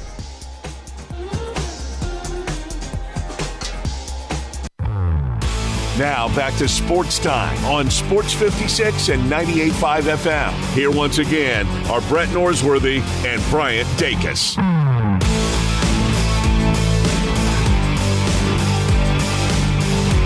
Welcome back into Sports Time. Bryant and Brett with you in our Family Leisure Studios. And we got to get to what we're certain about after another week of football. Brett, how about you start us off? Let me know something you're certain about. I am certain of this, and this is rare, really, most years. The NFL is not as wide open as college football. Wow. College football has more potential teams, I think, that can be crowned national champion. And usually already by now we're down to 2 or 3. Yeah. Take your pick. 6, 8. I'll stop at 8. There aren't 8 teams that can win the Super Bowl. No. Maybe, I don't even know where I would stop. I just coupled both sports. You sure did. I didn't know which one that fell under. We'll give a half to each. I like it. But right now in college football, not just the feel of wide open, it really is, and I think it's good, especially in this last year of college football 4, heading into next year with the playoff. But remember, and we're going to catch up with Bill Hancock or somebody that's got a great handle on this. I think I know Heather Dinich well enough to ask her. I'll see. Next year is just 1 year. We're just guaranteed 1 year of the 12 team. We don't even know after that what network, how many teams, will it be at home. I can't believe the bowl system that's been so good to college football. As badly as we do want that first weekend of games, that 5 versus 12, 6 versus 11, we want that on campus.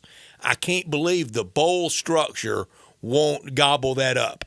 Going forward. Citrus Bowl, the bowl in Vegas, maybe even that new thrown together bowl at SoFi, at Kroenke Stadium. Houston, the Texas Bowl could jump in there, and certainly the bowls could jump in a kind of a rotating basis. 1 year you're part of that first weekend, the next year you're not. So we don't even know that.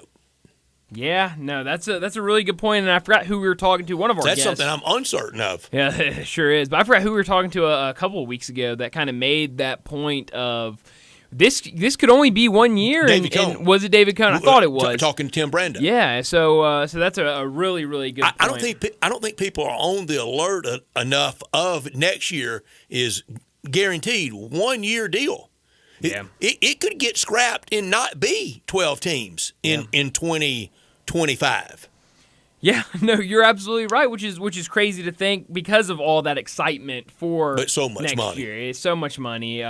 But it is going to be a lot of fun. This one's kind of an easy one for college football. Michael Penix Jr. is your Heisman winner. Right now, and I'm not even going to say right now, I think he's your Heisman Trophy winner because I look at this.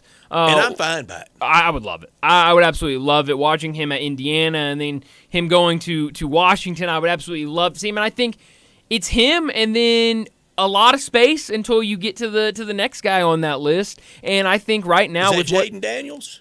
And those 2 losses is a lot of that space. I think so.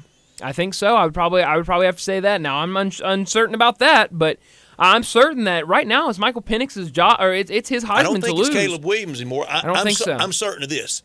Caleb Williams is mostly a one-man team. Yeah. His offensive line's bad. Had the dropsy Saturday night from some normally pretty sure-handed receivers, and that defense, it doesn't even attempt to kind of play you like you're in shells at practice. No, not at all. I mean, I think they think you can't take a player to the ground. Yeah, it seems like that at times. Here's Washington's remaining schedule. Please, I was trying to pull it up. This week they host Arizona State. Did Herm Edwards do a number on Arizona State? And when I see him at ESPN just kind of welcome back in the football world, like, hey, no harm, no foul, that's a really bad look. Yeah. Okay, maybe it wasn't as tawdry as some of the stuff of Urban Meyer, but when people talk Urban Meyer makes them sick to see on TV, what about the number Herm Edwards did? Then they go to Stanford, Washington, then goes to USC. They host Utah. That's two tough games right That there. is. They go to Oregon State to Corvallis. Oh, that's a tough one. For I the didn't know final about that time, one. maybe ever. Yikes! I didn't know about that game. And then the Apple Cup, Apple Bowl, Apple rivalry, Apple game. What is it? Shouldn't Apple sponsor that? They should. That would be And it will be for the last time because both sides have said, "See you when we see you." Don't want to play you again. Nope. And it will be at Seattle. Well, that's nice. Yeah, I mean it's his He's got work Heisman to to do. lose. There's work to do, but it's his to Pac-12 lose championship right now. game. Yeah, I think it's his to lose, and I like their chances right now after what I've seen from them. Some of the other things I'm certain about in college football, then we can get to the NFL. The James Madison rule that unless there's not enough teams to go to the bowl games, they cannot participate in a bowl game, is ridiculous. This team is so fun to watch. They are so good, and I understand. Play tonight. And I understand kind of. No, I'm sorry. Liberty plays tonight. Liberty plays tonight. James Madison plays Thursday night. I get my Tuesdays and Thursdays confused. But I'm a little confused on the day with all the great action going on. Yeah, I mean, now that we have college football from Tuesday to Saturday, it gets a little confusing. And the open date threw me off. Absolutely, I know. I can only imagine. But I understand the logic behind it. Of you're going up a level, scholarship numbers, money. I understand those things, but I also think in the day and age of NIL and we've seen some pretty smooth transitions. Where you're seeing what Jacksonville State is doing right now.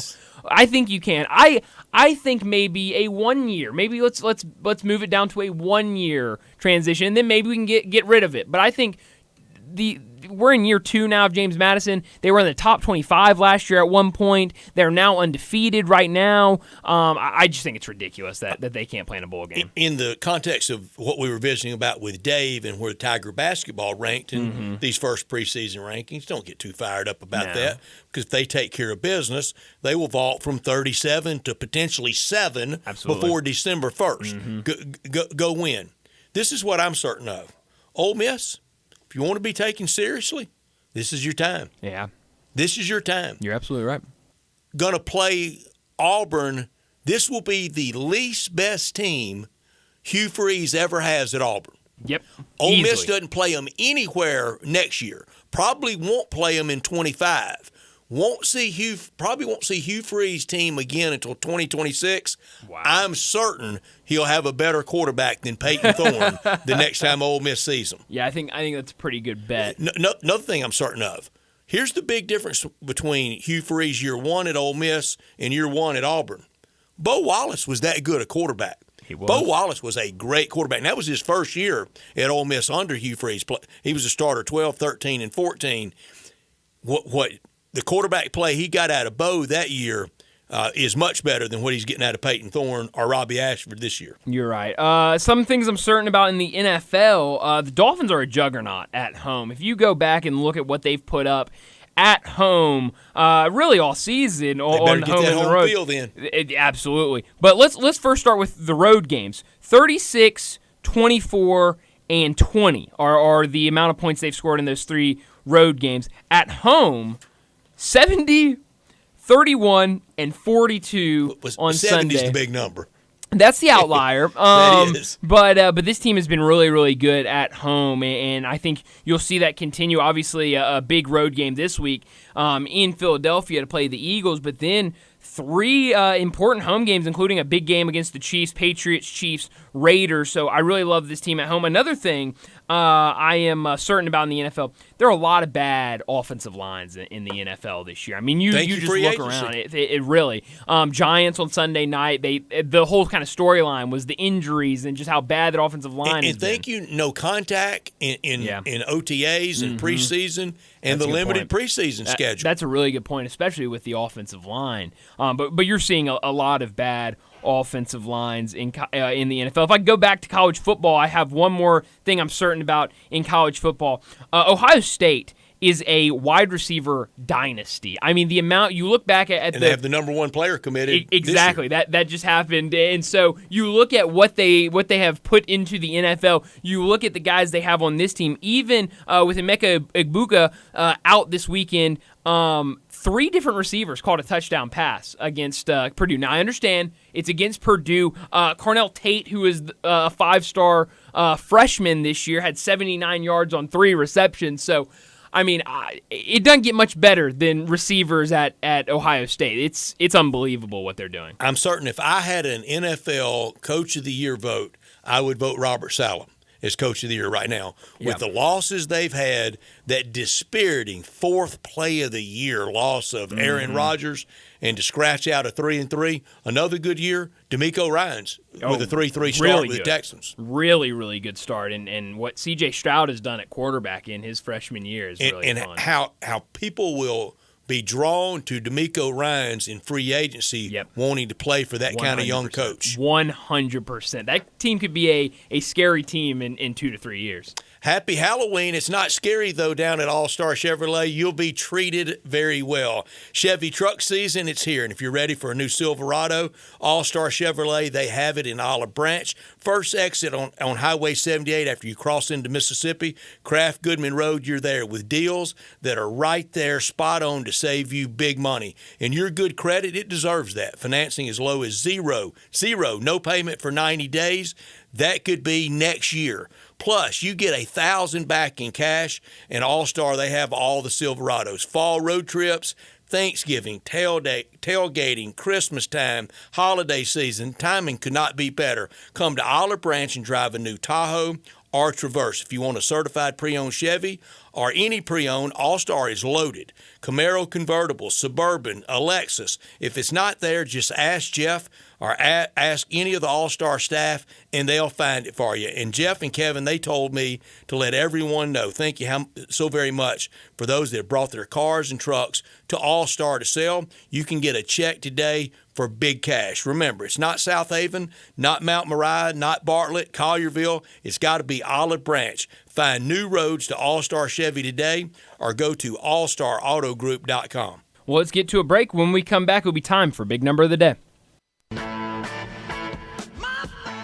Start your day with Sports 56 Mornings with Greg Gaston and Eli Savoy. Weekday mornings from 7 to 10, right here on Sports 56 and 98.5 FM. Want to play a private country club but only pay daily greens fees? Meadowbrook Country Club in West Memphis is your place. You can now play a beautiful, challenging course for only $59 plus tax, including cards. Meadowbrook Country Club features champion Bermuda greens and now is available to everyone. A membership is only $350 per month and includes tennis, pickleball, and swimming, plus a great restaurant and bar. Golf Pro Mark can even fix you up with custom-made tricks on clubs. Call 870-394-4186 today for your Tuesday through Sunday tee time at Meadowbrook Country Club in West Memphis. Of course, 117 Prime, Memphis's premier downtown dining destination, has hands down the best steaks in Memphis, and the selection of other entrees rivals any restaurant in town. But let's just take a second to talk about appetizers, the beginning of every great meal. 117 Prime offers perfectly sliced Mishima Wagyu beef carpaccio, lobster salad with cold water lobster knuckle, mussels in red curry. Mouth-watering yet? All these wonders are there to start your meal at 117 Prime. Imagine where it will go from there. Go where the season takes you, and it'll take you to huge savings at Gossett Mitsubishi on the Pike. Be packed with power in 2024 Mitsubishi Mirage G4. 37 MPG combined, $18,755 or $199 a month. Ready for adventure? 2023 Mitsubishi Outlander Sport, $25,595 or $299 a month. Plus 7 seating and top safety pick 2024 Mitsubishi Outlander SUV, $32,185 or $399 a month. And every new Gossett Mitsubishi is equipped with Mitsubishi's 10-year, 100,000-mile powertrain limited warranty. You want it, we Gossett. Gossett Mitsubishi, 1870 Covington Pike, or 24/7 at memphismitsubishi.com. If you want it, we Gossett at Gossett Motor Cars. All 84 months, 500 military rebate, loyalty, conquest rebate, 500 G4, RHFO 1918, MSRP 19255, Sport, PU 015-137, MSRP 26595, Outlander RZ 006545, MSRP 33185, includes all rebates and incentives, PF 695, excludes tax title and license. See dealer for complete details. Offer valid through end of the month with approved credit, dealer stock only. Join us for the Memphis Police Department Hiring Expo Saturday, October 21st, 2023 from 11 a.m. to 3 p.m. at 170 North Main Street downtown. We'll be taking applications and interviewing candidates on site. Salary starting at $54,611, increasing to $60,713 after probation. Benefits include a $15,000 sign-on bonus, up to $10,000 relocation assistance. For more information or details, visit joinmpd.com. DraftKings Sportsbook hooking new customers up. Bet $5 on any game this week to score $200 instantly in bonus bets. Plus, all customers can take advantage of a sweetener offer every game day this October. Download the DraftKings Sportsbook app. Use the code HERD. Got to use the code HERD, H-E-R-D. New customers can score $200 instantly in bonus bets when you bet 5 on the NFL. That's code HERD, H-E-R-D. Only on DraftKings Sportsbook. Gambling problem? Call 1-800-GAMBLER or visit 1-800-GAMBLER.net. In New York, call 877-8-HOPE-NY or text HOPE-NY 467-369. In Connecticut, help is available for problem gambling. Call 888-789-7777 or visit ccpg.org. Please play responsibly. On behalf of Boot Hill Casino and Resort in Kansas. Licensee partner Golden Nugget, Lake Charles in Louisiana. 21 plus. Age varies by jurisdiction. Void in Ontario. Bonus bets expire 168 hours after issuance. See sportsbook.draftkings.com/football terms for eligibility and deposit restrictions, terms, and responsible gaming resources.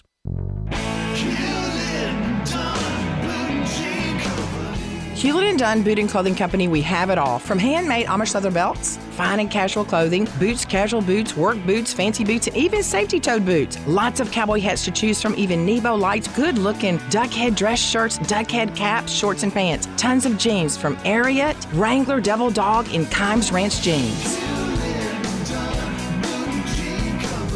At Hewlett & Dunn, we have a great selection of Old South T-shirts and caps. Fine clothing from dress to casual to Sunday best. Enjoy choosing from UFO's orthopedic-approved shoes. Hewlett & Dunn Boot and Clothing Company. Boots of every size, every color, every skin. Great quality Western, work, and safety toe boots. Hewlett & Dunn Boots and Clothing Company. 111 North Center Street, Collierville. Hewlett & Dunn.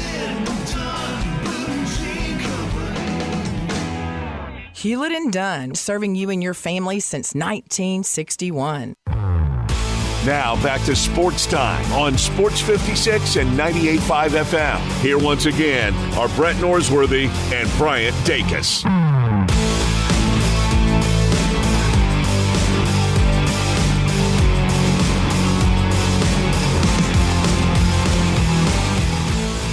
Brett, unfortunately, we're having some computer issues right now, so we don't have our good question. We don't have our great sound for big number of the day. We'll just roll right along. I thought it was rolling along. Yeah, I was trying to see, and now, of course, after I started talking, the computer wants to work now, but it's being slow, so I don't think. Let's see. Hold on. Give me a second, and we'll see if we can pull it up. Nope, don't look like we're going to be able to pull it up. Nope, here we go. Hold on. Let's just act like we're coming back now. Take 3. Here we go.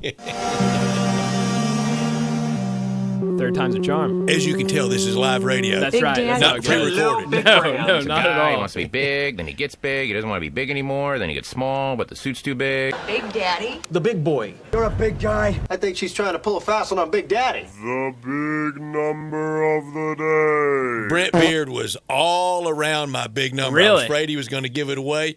And it is 20 years since Tennessee won at Bryant-Denny Stadium. Wow. 2003, the last time they won there. Mike Shula got them there in 05, and then the Nick Saban takeover started in 07. He beat Philip Fulmer that year at Bryant-Denny, and he hadn't lost a single time to them there. Really? That's incredible. Wow.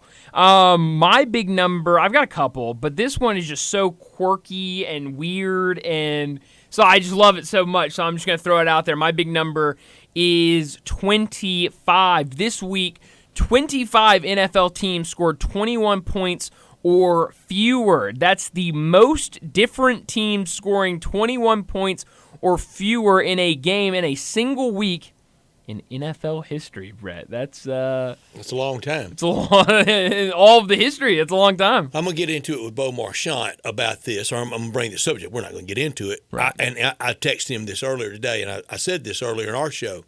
This weekend was not a shining example of quarterback play in the NFL. It was not. It starts up front. Sure does. It also starts with the timing issue of the limited practices, of the limited preseason games with quarterback wide receiver cohesion, the only thing that looks to be a really comfortable throw for a lot of quarterbacks to the tight end. Mm-hmm. You're right about that. You got to live by more than the tight end. Mm-hmm. Tight ends and those little drag routes that go right in front of the offensive line. Seems like anything about 5 yards or less is the only comfortable throws these quarterbacks have. This is a real big number, and I'm going to say more about it in crunch time. And I know a lot of people probably don't, but some do. The longtime voice of the Open Championship, the T-starter, Ivor Robeson, passed away at 83. He introduced 18,995 players from 1975 to 2015 on the first tee at the Open. Wherever it was played, crazy. Across England, across Scotland, wherever it was played, he was always the longtime voice. In his style, and with Peter Allis, how they brought summertime golf in Scotland, long sleeves, cold weather golf in the middle of our summer to us, it was a real treat to always hear Ivor Robeson and Peter Allis, and now they're both gone. Yeah, that's really sad, but really, really incredible big number from you. I've got another big number, and it comes from Major League Baseball. My number, let's go with, why not? Let's go with 2. The Rangers up 2-0 in this series. I saw this on OptaStats last night. Evan Carter and Jonah Heim of the Rangers are the 3rd and 4th players in MLB history to hit safely in each of their first 6 games of their postseason career and have their teams win each game. The others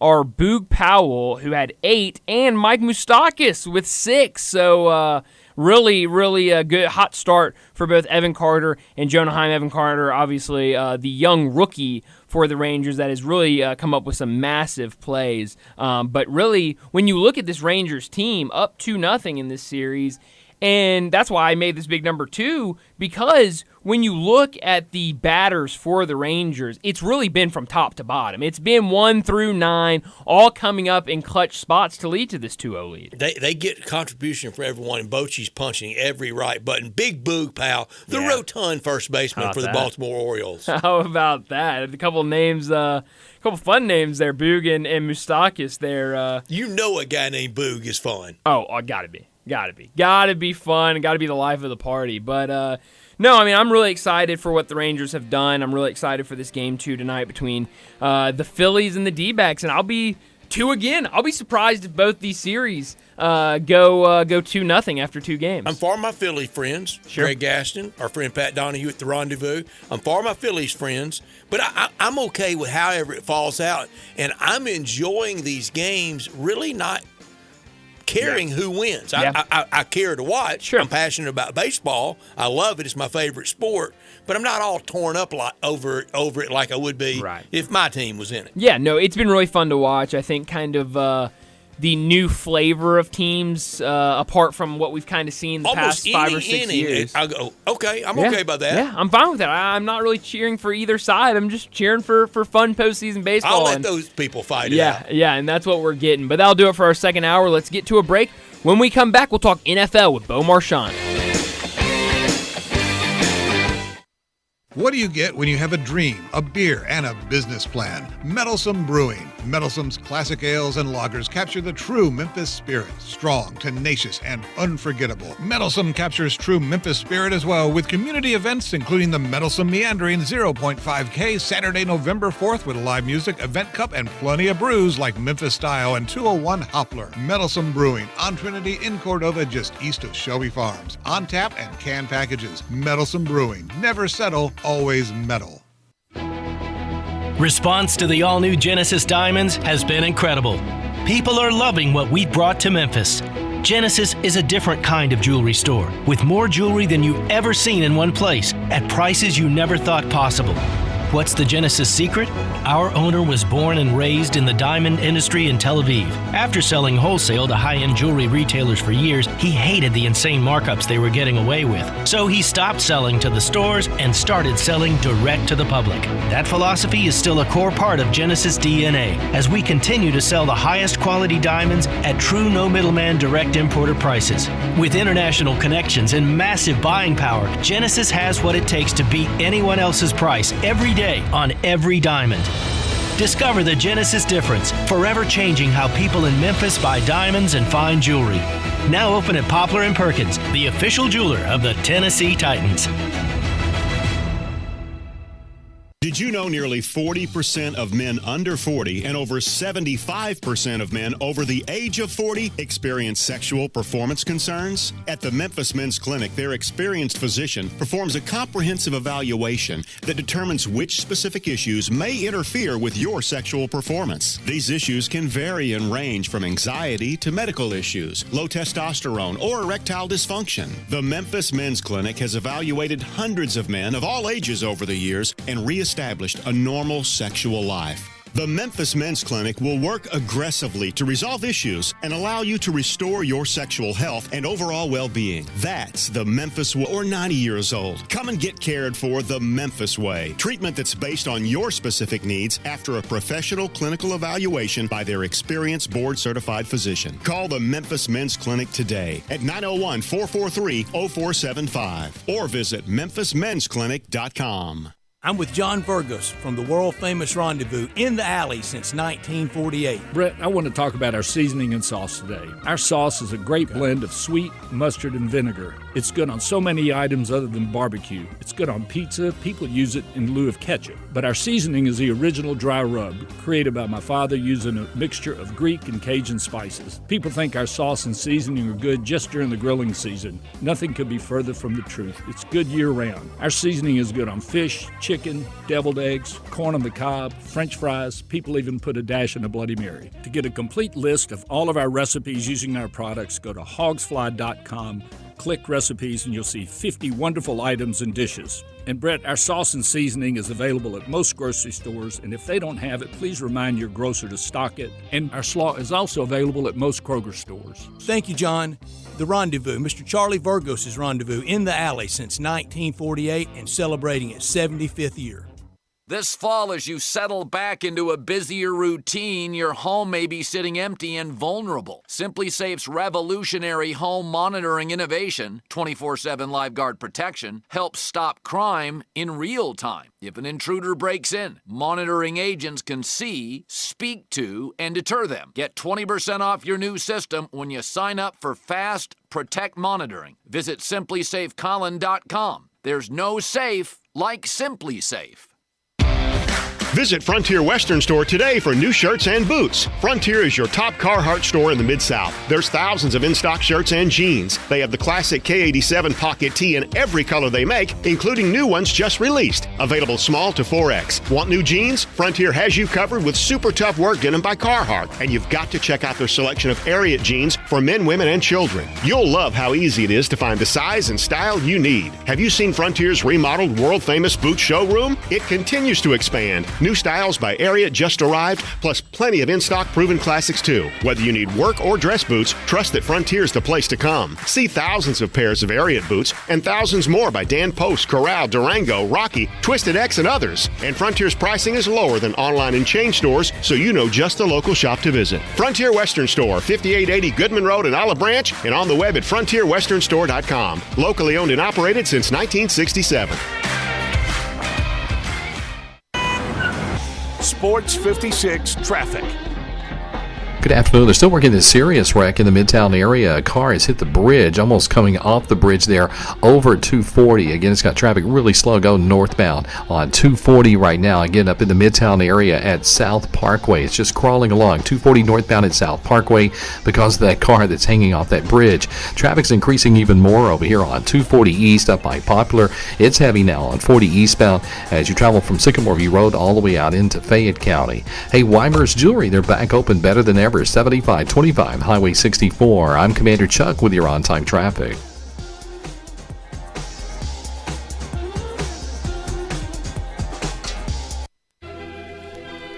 We are Sports 56, WHBQ Memphis, and W253DF Memphis. Flynn Broadcasting Stations. Oh, yeah. National Football League talk every Tuesday with Bo Marchant, covering the NFL Draft at collegetopro.com and the NFL Draft Bible, covering the Steelers for Sports Illustrated, living and running in Eastern Ohio, and on Twitter X at Bo Marchant. Here's Bo with Bryant and Brett. Bo Marchant joining us now to talk the NFL. And Bo, I can't tell you what a mood I'm in today because the Dallas Cowboys are back in their winning ways. But he didn't wear his Micah Parsons jersey. I couldn't find it. It was dirty this morning, and Bo. I wore my good Dak Lord. Prescott Cowboys jersey, not Mississippi State. Tell me something good about the Cowboys, though, Bo. Oh, they looked great. It was a big win, a road win. They lost their other two road games against Arizona. Road win, that's right. And, San Francisco. So that's their first. Well, they beat the Giants, but they lost to the Cardinals and things. So it was a good road win against a solid team. I mean, we respect the Chargers, even though they're having their struggles too. But that was a good win against a good team, and I think most importantly, that was one of the finer games Dak Prescott put together all season, and you could even date back to last year in some of the games he's had. But this was a good win, and especially coming off the humiliating loss to the 49ers. Great rebound week. I thought they were going to win. I just think they're a better team than the Chargers, and we know anything's unpredictable. But nonetheless, a big win for the Cowboys, and it puts them right there in the mix. Considering that both the 49ers unexpected loss and then the Eagles unexpected loss. Puts them right kind of, prior to that, it looked like they were never going to have a shot at kind of catching either one of those teams. And now, now a game back, and they got a shot for that number one team. I know I don't have on a tank top or a disco chain, but since it works for Pat McAfee, I'm going to try it. Last night at SoFi, whose house? Cowboys' house. That's right. It was. Well, I mean, they travel well. And, and SoFi, I think SoFi has a little bit of a, 1 year in Los Angeles. 2, it is a destination stadium. People want to see it. It's brand new. It's state of the art. And I think that has a little bit Nobody's to do for with the Chargers.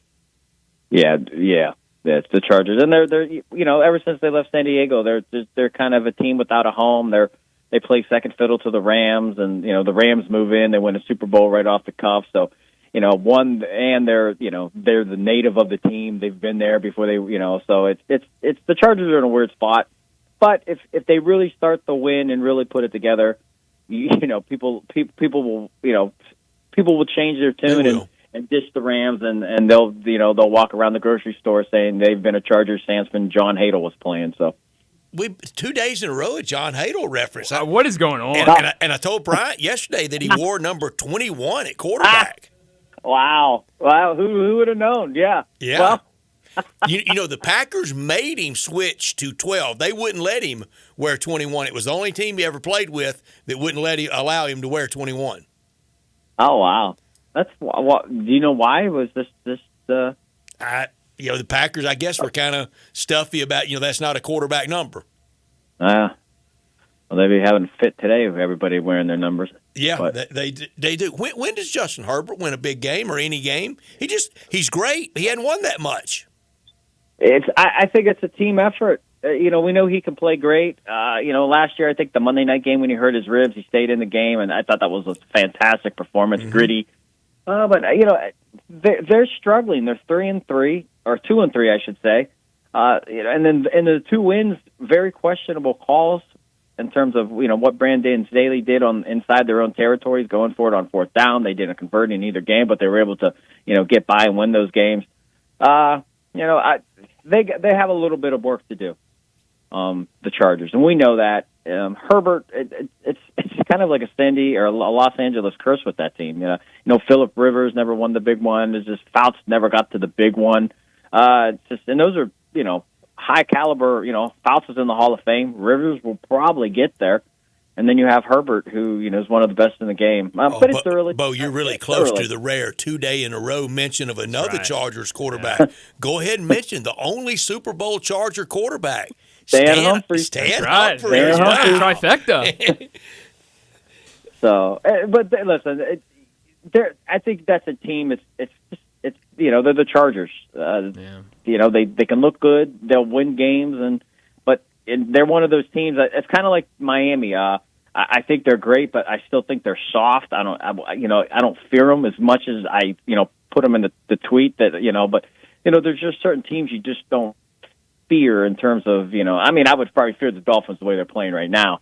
But with the Chargers, I don't look at them as a team that on paper right now that you're like, wow, Los Angeles is coming to town. Like, what are we going to do? I just don't think they strike that type of fear into you. Bo, what is the heat on Brandon Staley's seat? Is there anything there yet? Do you feel that kind of building? What have you heard about Brandon Staley? Well, I think they're 2-3. I think if they lose some more, I think you definitely have to consider him a guy that is on the hot seat. They invested in Herbert. They gave him the big contract, so he's no longer on that rookie deal. Mm-hmm. I think they got KC coming up, so that and that's going to be a good divisional game. It's the schedule favors them, and I haven't really I know they got the Chiefs coming up. I think they play the Bears and maybe the Jets after that. After that, I don't know. But I just remember looking at their schedule, and it's not like a schedule where, besides your division games, that they got a lot of out-of-division games that are, really difficult games. So I think they can manage to beat most of the teams. But it's a wait and see. But the Chiefs game, they lose that. It is at KC. They lose that game, they're 2-4. You're not halfway through the season, but you're pretty close. And other teams keep winning. And the 2 wins, again, I think they're ugly wins. I just think if you're Dean Spanos, the owner, I think you're looking at this like, I expected more. I thought we should be at least 3-2. And when we leave Kansas City, 4-2. And if you leave 2-4, I think there's a lot of debate on, his. And I think he's horrendous. I would have even fired him after the wins. The play calling, it's just his analytic mind and the way he calls plays is it's not made for professional NFL football. It's just not. You have a book. You don't always have to go by it, but he's not even in the area code of the book.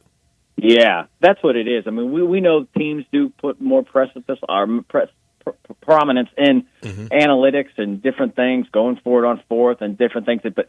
He's just, he makes Riverboat Ron. He looks like he's like the most conservative coach in the world. Here it is, Bo, and this is my all-time favorite baseball manager. It was Tony La Russa, and he used to catch it for batting the pitcher 8th. This is batting the pitcher leadoff, what Staley does. Love that. You're right, Brett. And listen, if they're winning and they're winning convincingly, you could do whatever you want, and that's the part of winning. This is batting the pitcher now when you have the DH. Right. And if you're winning, no one would even question it. But when you're playing at the level they are, and they played good last night. Let's not take away that they didn't get blown out, but they were considered they're considered a favorite. They're considered a playoff team. So. You got to win these home games. You got to be better than 2-3, and they're not. And I do think it's questionable coaching. We've seen it last year, and the defense. They're good, but Dallas kind of had their way offensively last night. Tony Pollard had a great game. CeeDee Lamb had a great game. Mm-hmm. Dak played fantastic, and that's supposed to be his MO. It's defense, and it kind of reminds me of an Adam Gase when he was in Miami, and then I think New York. The offenses were so horrific, and you just wonder how do these guys continue to get these jobs? But I think it's playoff or bust. Put it this way for Staley. If they miss the playoffs, I think he's definitely gone.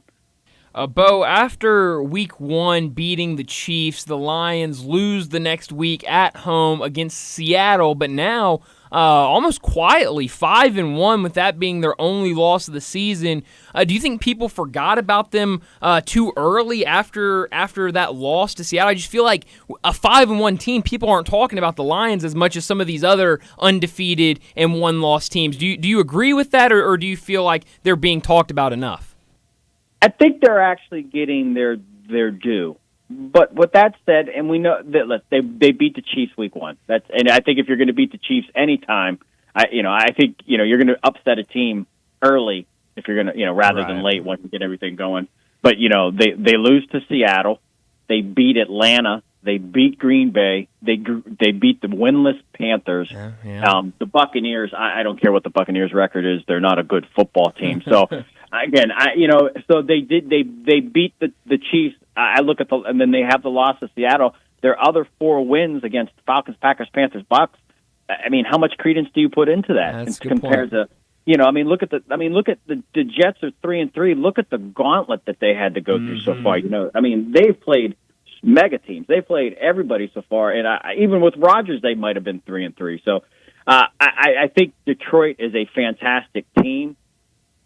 I just kind of look at their body of work, and they're winning the games convincingly. That's what they're supposed to. 4th in points, 9th in defense. They got everything clicking, but I have to see them, kind of start to play these big boy teams, your Philadelphias, your 49ers, your Cowboys, and how do you make it into that, and we'll see it because they're going to win the NFC North, and, they're going to have a home game, and, they could be hosting the Cowboys or the Eagles come playoff time. And that's when all the talk that we're talking about now is really going to come to fruition to see how good they are. But they're good, considering where they were, they're great. But I'm not sold on them being a heavyweight in terms of, the Niners or the Eagles or even the Cowboys at this point. They're right there beneath them, but I want to put them on the same level. Bo, we always have people that keep us honest. And, we have all those preseason predictions. While you were going through your very well critique of the Chargers, a good friend of mine, a high-ranking member of the Grizzlies front office, texts me. He says, is your guest he's talking about your Super Bowl pick. Yikes. And remember, I did pick the Chargers. Sure did. Yeah, I know. Bryant busted me out at 307, and now a good friend reminds me of it. Yeah, I think about it too. Honest, that was the shocker of all the picks. That was, and I don't think you were. I think you were out that day, so I think they were. Yeah, but I wasn't out of my mind. Yeah, well, I don't know. Maybe we'll let you do a redo on that. No redos. I don't scratch out. No. When the Chargers was, it was hot at that point of the year, but I don't think I'd been oppressed by it.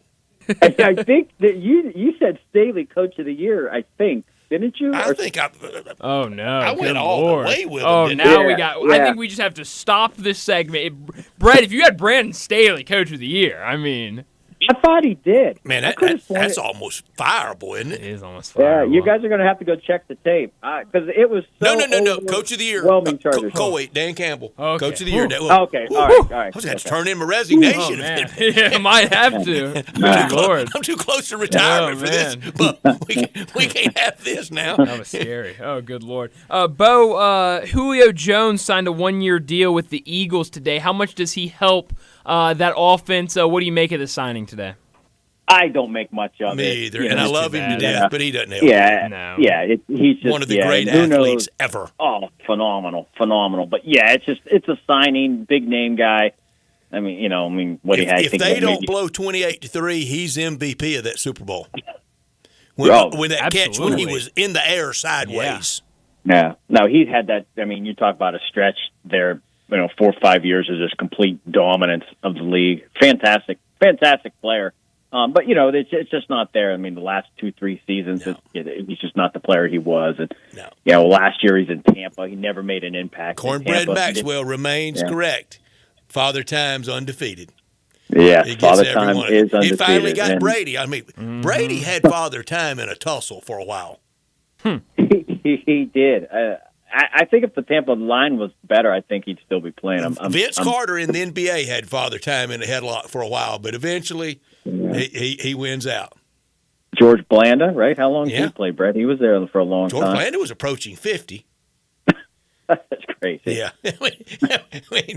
There's a lot of ways to get badly injured out trying to play the NFL approaching 50. Yeah. Yeah, but Bo, I texted you earlier, and we talked about it a little bit in highlighting that we'd have you on in the 5 o'clock hour in your time. This weekend was not a shining example of quarterback play in the NFL.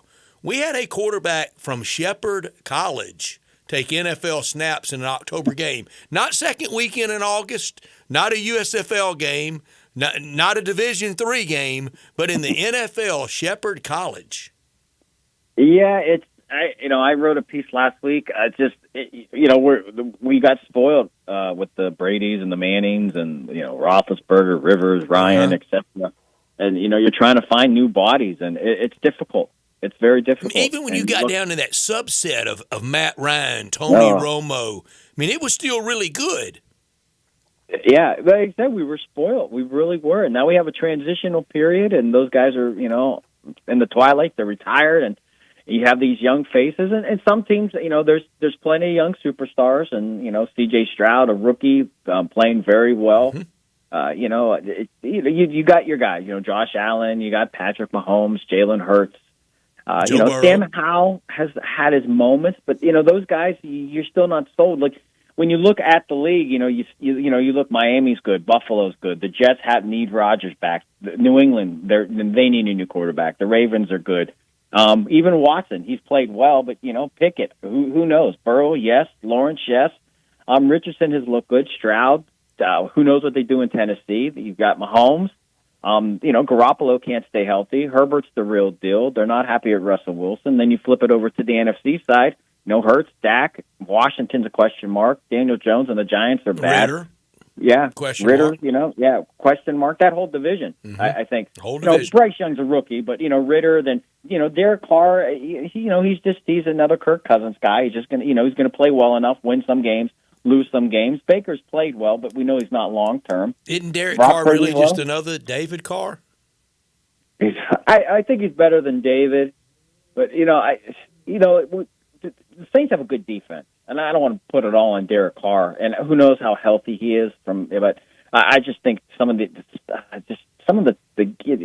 you talk about like Justin Herbert maybe not able to win the big games like that. Derek Carr is one of those guys. Your Kirk Cousins, your Derek Carrs. Maybe Herbert becomes that guy. He becomes a Jim Everett, if you will. Great numbers, but just can't get that big game, and maybe they fall into that. And we've seen it time and time again. Dak kind of is on that borderline, because the Cowboys are such a hyped up team, but at least Jalen got to a Super Bowl. Josh Allen, he's gotten there. He's battled with the Chiefs. Burrow they got gotta there. Get there. Burrow's gotten there and lost one. So it takes a lot to get there and at least make it or make some impression in the postseason. And a lot of these guys, they can't even get there, and they have little impact if they do make it there. So. Jordan Love, it's early yet, but what do we do? Justin Fields, he's not the answer. He's 6-24. I don't know how much more of a leash you can give a guy. So it's, the Cardinals, what do they do with Kyler Murray when he gets back? Stafford's, he's playing well, but, he's no spring chicken. Russell Wilson's no spring chicken. Geno Smith has found the fountain of youth. I never thought he would become the quarterback he has. Clock about to hit midnight for Baker Mayfield in Tampa. Yeah. Yeah, so it's we mentioned. Out of the 32 teams, maybe 18. So if the supply was there, if the supply of college quarterbacks, if it was there, how many teams would take a quarterback in the first round next year? If you just had an unlimited supply, how many teams would jump out there and draft a quarterback? I'd say at least right now, if they were that good, I think at least 15. If there was that many quarterbacks at a high level, you got, we know Caleb Williams is going to go high. Drake May, you got J.J. McCarthy. If the supply was unlimited and you weren't stuck with the money that you're stuck with the quarterback, how many would be drafted? Might be 20. Yeah, it could be. Yeah, and then the sad part is, even with those 20. You get to, you start playing the games, and if you had 20, hypothetically, totally, but if you had 20, maybe 4 make it, like we're really proven, and then, a couple will just be so-so, and you got the other probably 15. I can double down on my Chargers pick.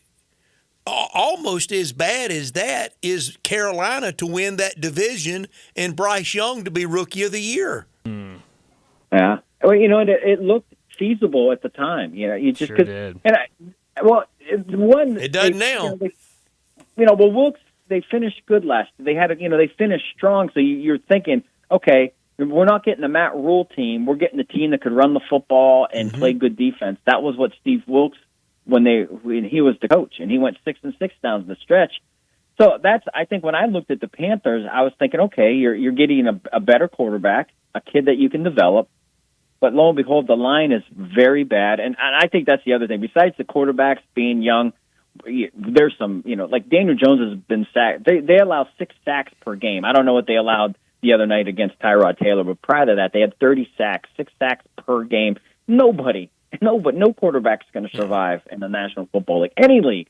You could be Pop Warner if you're allow your quarterback, get hit and then harassed and then sacked 6 times. You can't be successful. So I think there's the O-line play is there's not enough talent there. People missing time, blah blah blah, and then you have the quarterbacks, and it just makes for a recipe of ugly offenses. And we've seen it. We've seen it over and over. The Giants played great football. They played hard, dedicated football Sunday night against the Bills. They managed 9 points. We know they haven't been in the end zone since, Roosevelt was president. So it's one of them things where you just, these are professionals. That's the crazy part. These are professionals who work every day, hours spent on film, hours spent on play calling. All that stuff goes into it. And then you think you could score a touchdown, and yet they walk away with 3 field goals, a weird call right before halftime where they're unable to get the snap down, and it ends up costing them a game that they had every right to be in the game and possibly win it. But hey, that's what good teams do, like the Bills. 14 points in the fourth quarter, and run a little bit of James Cook, and next thing you know, you're able to celebrate a hard-fought win up in Buffalo.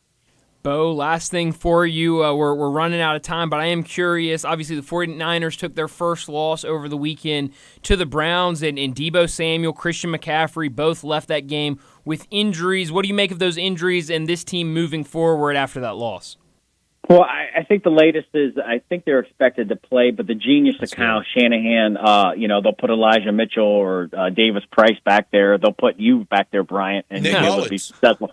Just like his father used to. It didn't matter if, Alandis Gary was playing or Terrell Davis, they were going to get a 1,000-yard rusher. And he's able to put those pieces in to make the offense run. I think they'll be okay, even if they missed a little bit of time. He can make anything on offense work. Yeah, he works. He's really a magnificent coach in terms of getting those guys to fit in and know their roles and execute on game day. So I would not consider that a big issue for them moving forward.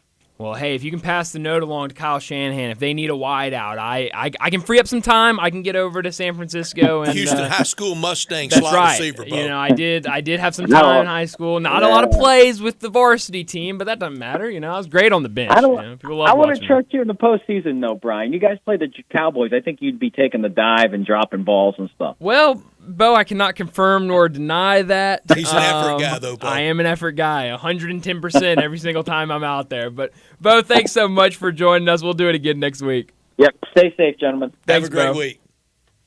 Bo Marchant joining us every single Tuesday to talk the National Football League. It's always a lot of fun with Bo. But let me tell you about our 5 o'clock sponsor. They're with us every single day, not just Tuesdays, every single day at this hour at Hewlett and Dunn Boot and Jean on the historic square in Collierville since 1961. Charles Hall started working there in his teens, and now with his wife Laura, they own the place, known for all the boots, but also clothing, accessories, and a cap for any team in any season. Western wear, work boots, safety toe, soft toe, even rubber boots. Boots for absolutely every single occasion at Hewlett and Dunn. From head to toe, they have you covered with every brand imaginable, like Ariat, Dan Post, Anderson Beam. Whether for men or women, they've got it. And it's the clothing, the jeans, pants, shirts, shorts, outerwear, and the best duckhead collection you'll find. Charles and Laura Hall invite you to 111 North Center Street on the square in Collierville or to their website, hewlettdunn.com. Hats, sunglasses, boot care products in every area, team snapback and cool hat you can think of. They've got it at Hewlett and Dunn, whether it be for the Tigers, Mississippi State, UT, Ole Miss, or the Razorbacks. And for travel, the bag selection is top notch. HewlettDunn.com, but please head out to Collierville, pay them a visit, and say hello at 111 Center Street on the square in Collierville at Hewlett and Dunn. Let's go ahead and get to a break. When we come back, we'll talk about what's trending.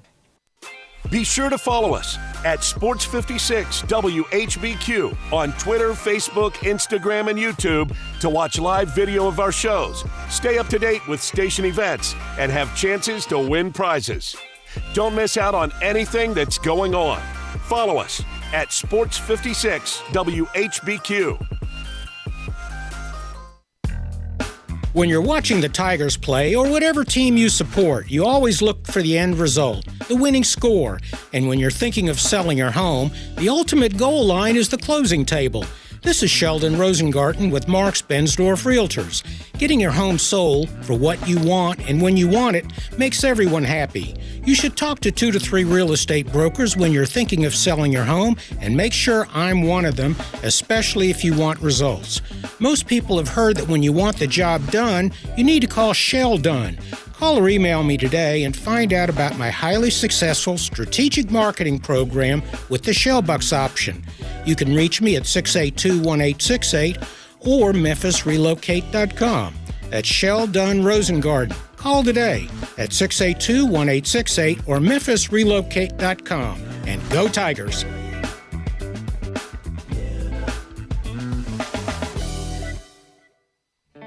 I can't wait for what's next. Even with higher stroke risk due to atrial fibrillation, an irregular heartbeat not caused by a heart valve problem. Eliquis, the Pixaban tablets, reduces stroke risk. It's the #1 cardiologist-prescribed blood thinner. Don't stop taking prescription Eliquis without talking to your doctor, as this may increase your risk of stroke. Eliquis can cause serious and in rare cases fatal bleeding. Don't take Eliquis if you have an artificial heart valve, abnormal bleeding, or have antiphospholipid syndrome. While taking, you may bruise more easily or take longer for bleeding to stop. A spinal injection while on Eliquis increases risk of blood clots, which may cause paralysis, the inability to move. Get medical help right away for unexpected bleeding or unusual bruising, or if you have tingling, numbness, or muscle weakness. It may increase your bleeding risk if you take medicines such as aspirin products, NSAIDs, SSRIs, SNRIs, and blood thinners. Tell your doctor about all planned medical or dental procedures. Learn more at Eliquis.com or call 1-855-ELIQUIS. Go where the season takes you, and it'll take you to huge savings at Gossett Mitsubishi on the Pike. Be packed with power in 2024 Mitsubishi Mirage G4. 37 MPG combined, $18,755 or $199 a month. Ready for adventure? 2023 Mitsubishi Outlander Sport, $25,595 or $299 a month. Plus 7 seating and top safety pick 2024 Mitsubishi Outlander SUV, $32,185 or $399 a month. And every new Gossett Mitsubishi is equipped with Mitsubishi's 10-year, 100,000-mile powertrain limited warranty. You want it, we Gossett. Gossett Mitsubishi, 1870 Covington Pike, or 24/7 at memphismitsubishi.com. If you want it, we Gossett at Gossett Motor Cars. All 84 months, 500 military rebate, loyalty, conquest rebate, 500 G4, RHFO 1918, MSRP 19255, Sport, PU 015-137, MSRP 26595, Outlander RZ 006545, MSRP 33185, includes all rebates and incentives, PF 695, excludes tax, title, and license. See dealer for complete details. Offer valid through end of the month with approved credit, dealer stock only. At Grainger, we're for the ones who specialize in saving the day and for the ones who've mastered the art of keeping business moving. We offer industrial-grade supplies for every industry with same-day pickup and next-day delivery on most orders, all backed by real people ready to help. So you can get the right answers and products right when you need them. Call, click Grainger.com, or just stop by. Grainger, for the ones who get it done.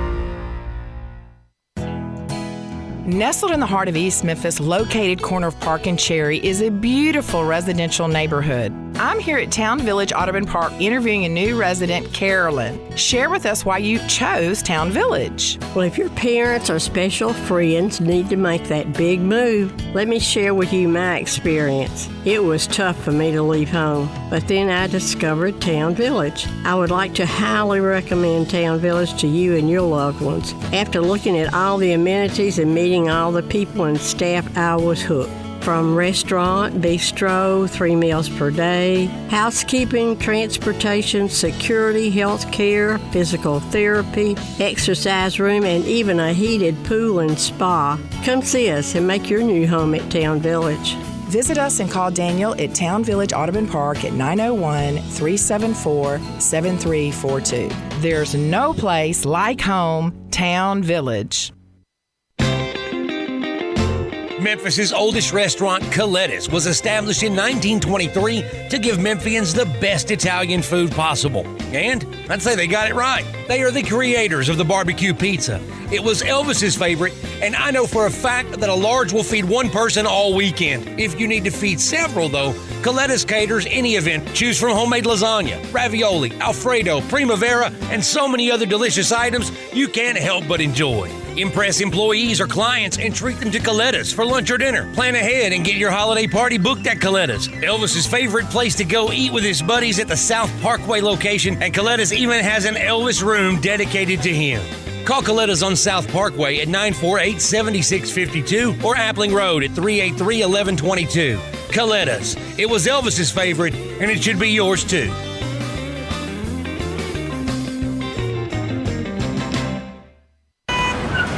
Sports 56 traffic. They're trying to clean up an accident right now. It's out here on 240 eastbound at Mount Moriah. It's really slow now between Perkins and Mount Moriah on 240 going eastbound, so keep that in mind. I still see heavy traffic flow on 40 eastbound from, let's say, Germantown Parkway all the way out to 269. Hey, if you get hurt in a car crash, call 901 Attorneys here in Memphis. They're online, 901attorneys.com. I'm Commander Chuck with your on-time traffic. Now, back to Sports Time on Sports 56 and 98.5 FM. This hour is brought to you by Hewlett & Dunn Boot and Jean Company in Collierville. Here once again are Brett Norsworthy and Bryant Dacus.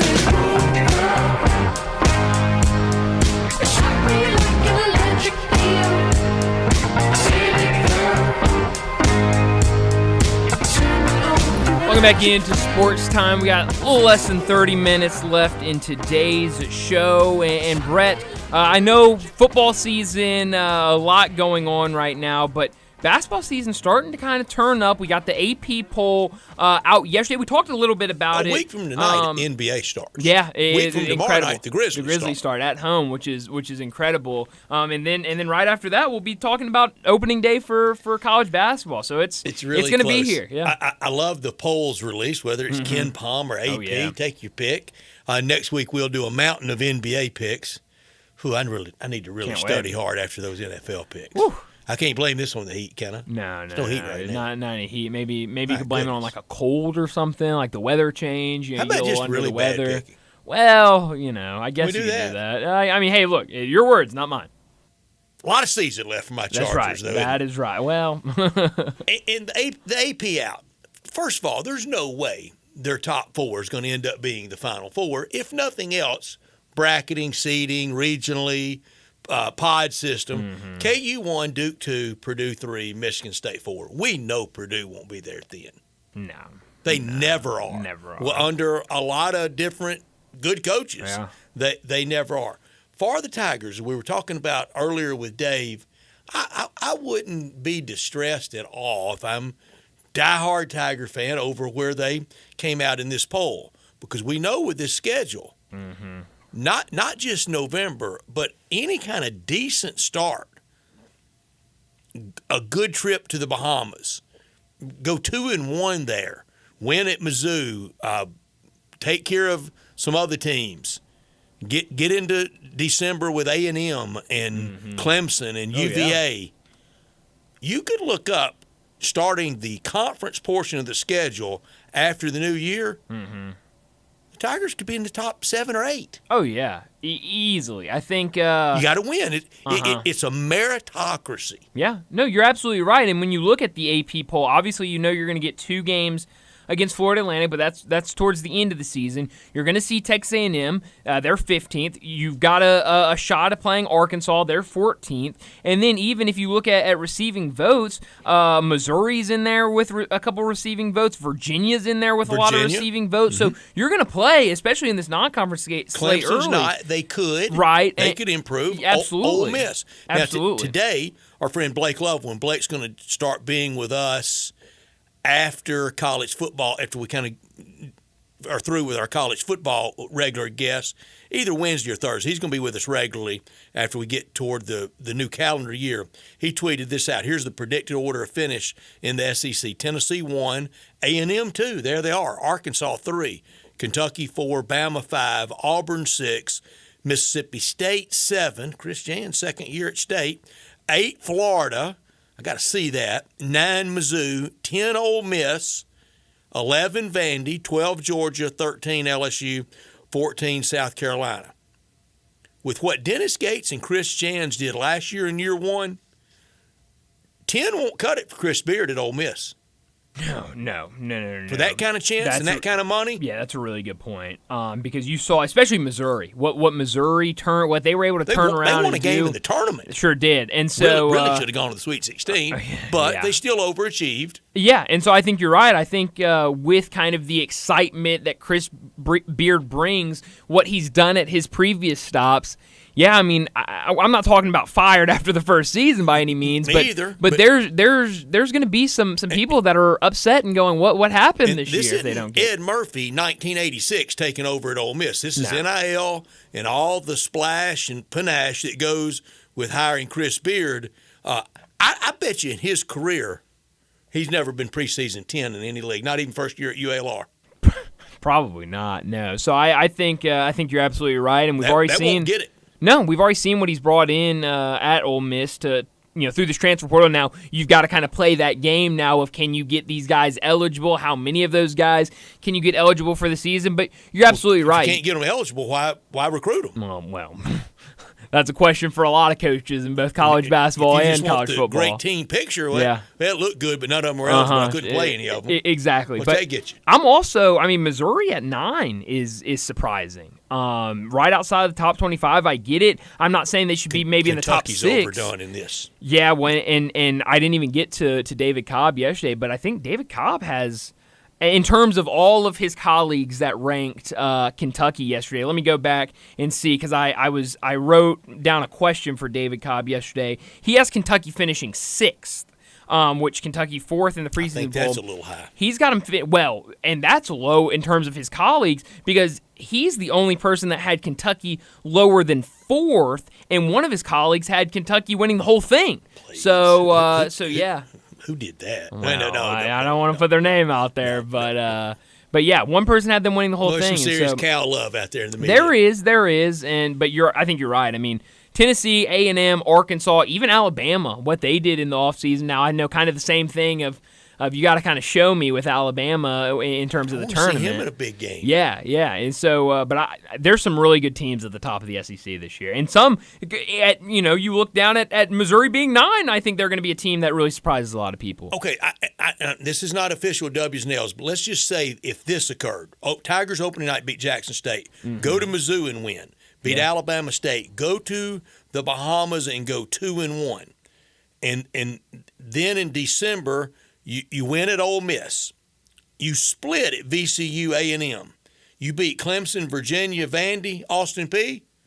You start January before AAC play in the top 15, 18 or so. Absolutely. Just with that. Absolutely. I mean, if you can do that in your non-conference schedule, you're certainly there. And in Virginia, who knows what they are by the time you see them. Clemson, same thing. They could easily be hovering around the top 25. Absolutely. So, I mean, Virginia has received a lot of votes before the season started. They could easily be in the top 25 by the time they come to FedEx Forum. Clemson could be hovering around there. Who knows where Texas A&M is at the same time. Same thing for VCU. So, I think you're absolutely right. You're certainly in the top 15 if you can kind of run the non-conference gamut like that.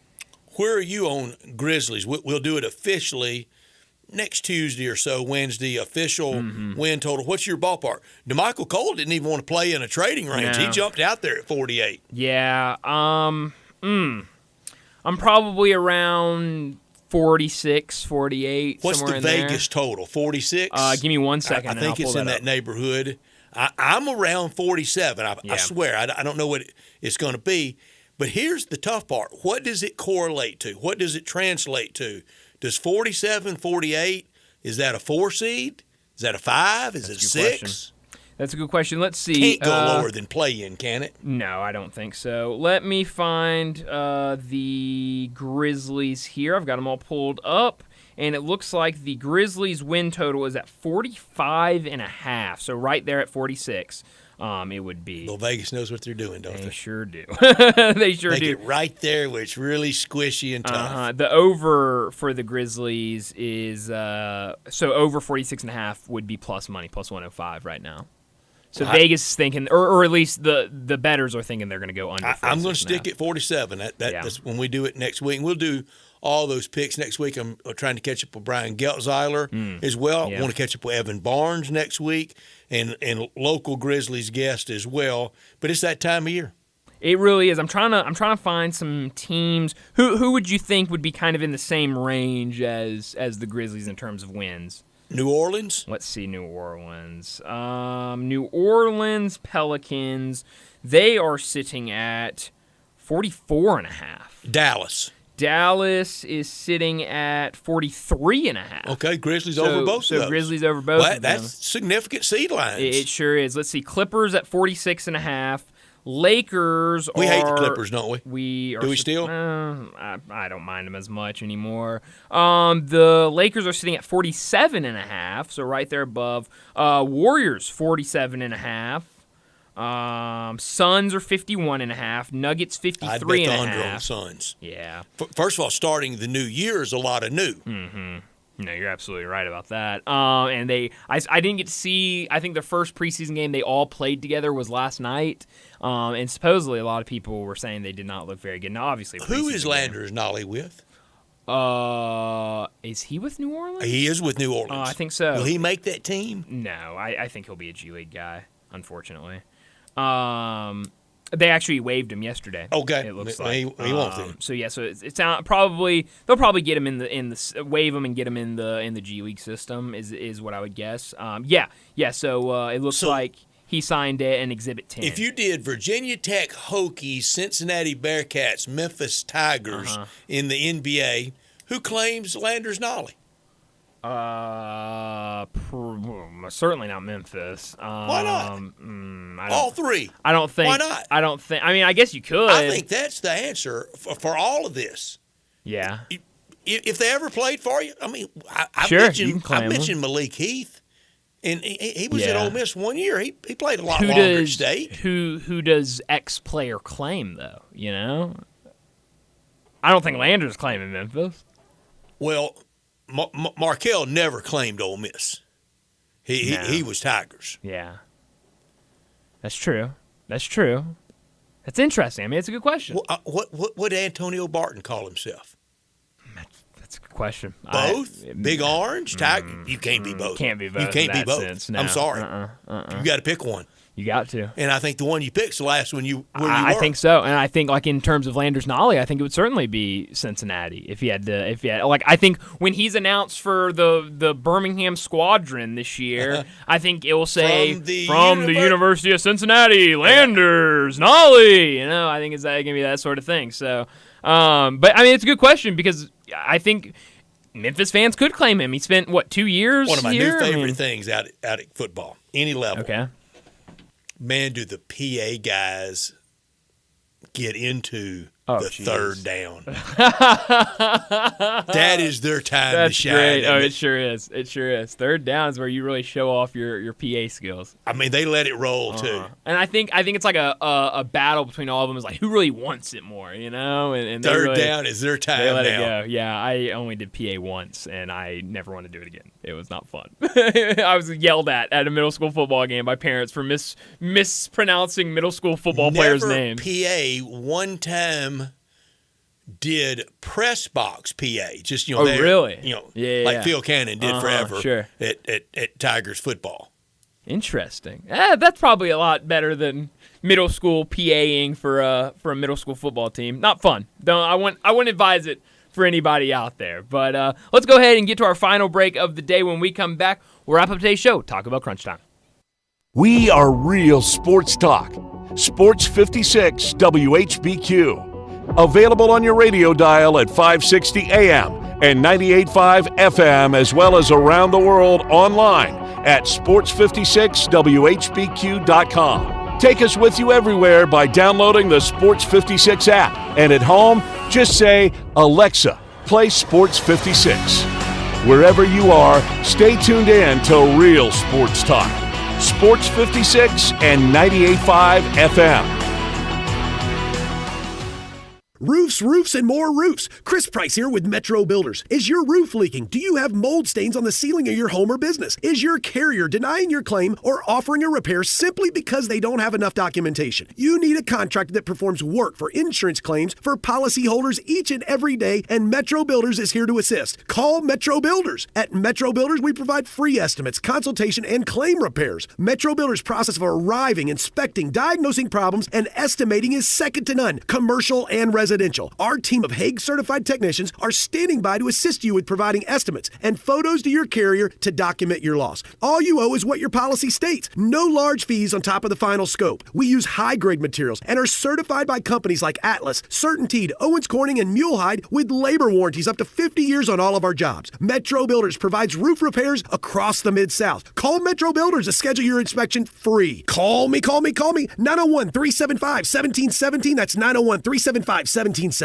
Hi, folks. Bob Burkheimer, the Chevy Sheriff for Sunrise Chevy. The Sunrise Chevy Ranch has over 500 new vehicles available with interest low of 0% and rebates up to $4,000. A $10 million used car inventory specializing in late model GM certified and cars and trucks under $10,000. Bad credit, bankrupt, slow pay, it's okay. Sunrise gets you financed when no one else can. Check out the inventory and apply online at sunrisememphis.com or call us on the phone. Come in and see us, go online or call. Any way you do it, we'll save you money at the Sunrise Chevy Ranch, partner. 385 South Houston Levy in Collierville. I'm with John Virgos from the world-famous Rendezvous in the Alley since 1948. Brett, we have catered parties all over this country and all over the world, from Singapore, Australia to Central Park in New York, but many people don't realize how much we do locally. For holiday events, office parties, tailgating, birthday parties, you can't do better than the Rendezvous. For example, you can get a cheese and sausage tray for 15 to 300 people for $3.75 a person. You can even build your own nacho bar for $10.50 per person. All you need is a minimum of 15 people. In many cases, we can arrange delivery and full-service catering. We've even made it easy to get to-go items. You can just park at our front door in the alley, put on your flashes, and we'll get you going ASAP.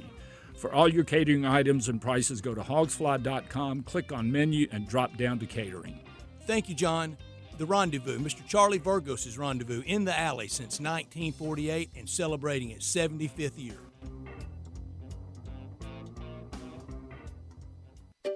Finding great candidates to hire can be like, well, trying to find a needle in a haystack. Sure, you can post your job to some job board, but then all you can do is hope the right person comes along, which is why you should try ZipRecruiter for free at ZipRecruiter.com/free.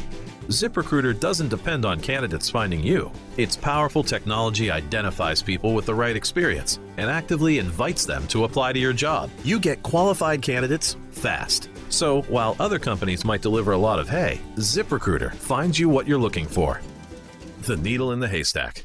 4 out of 5 employers who post a job on ZipRecruiter get a quality candidate through the site within the first day. ZipRecruiter, the smartest way to hire. And right now, you can try ZipRecruiter for free. That's right, free. Just go to this exclusive web address, ZipRecruiter.com/free. That's ZipRecruiter.com/free. ZipRecruiter.com/free. Simple, smooth, and every sip as easy as the last. Tito's handmade vodka tastes just as good with tap water as it does with your favorite mixer. Back in the day, Tito distilled, hand-bottled, taste-tested, sent to a few friends, then taste-tested again to give you the finest juice around. No frills, no flavors, no fancy labels, just the good stuff. Just Tito's. For recipes, videos, and more, visit Tito'sVodka.com. Distilled and bottled in Austin, Texas, 40% alcohol by volume, namely 80 proof, crafted to be savored responsibly. East Memphis Ace Hardware is more than just a hardware store. It's really a customer service store. With 20 employees along with complete inventory of items, big to little, finding what you need is easy. Choosing from a complete selection of Big Green Egg as well as Traeger and Weber grills. And the Garden Center has everything for your yard. You can get glass cut, repair screens, even new keys with key fob programming. Tools, nuts, bolts, screws, you need it. East Memphis Ace Hardware has it. And they're just down the street at the corner of Quince and White Station. Now, back to Sports Time on Sports 56 and 98.5 FM. This hour is brought to you by Hewlett & Dunn, Boot and Jean Company in Collierville. Here once again are Brett Norsworthy and Bryant Dacus. Baby, here I am, I'm a man on the scene.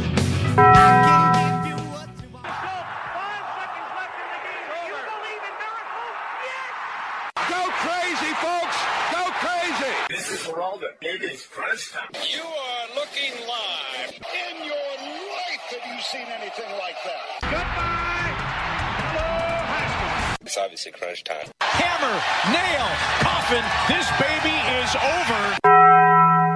The double steak grilled cheese burrito, so good. Double the steak with nacho cheese sauce, seasoned rice, red strips, sour cream, and the 3-cheese blend wrapped inside a warm flour tortilla, with even more 3-cheese blend grilled on the top. The double steak grilled cheese burrito, it hits the spot now at Taco Bell. And at Taco Bell, when they say they are feeding people's lives with unexpected good, they mean it. Bowl food you can't get anywhere else. Well, Brett, what I learned today is earlier this morning at A10 Media Days, Frank Martin gave an update while talking to Jeff Goodman about Bob Huggins, or as Jeff Goodman referred to him as Hugs.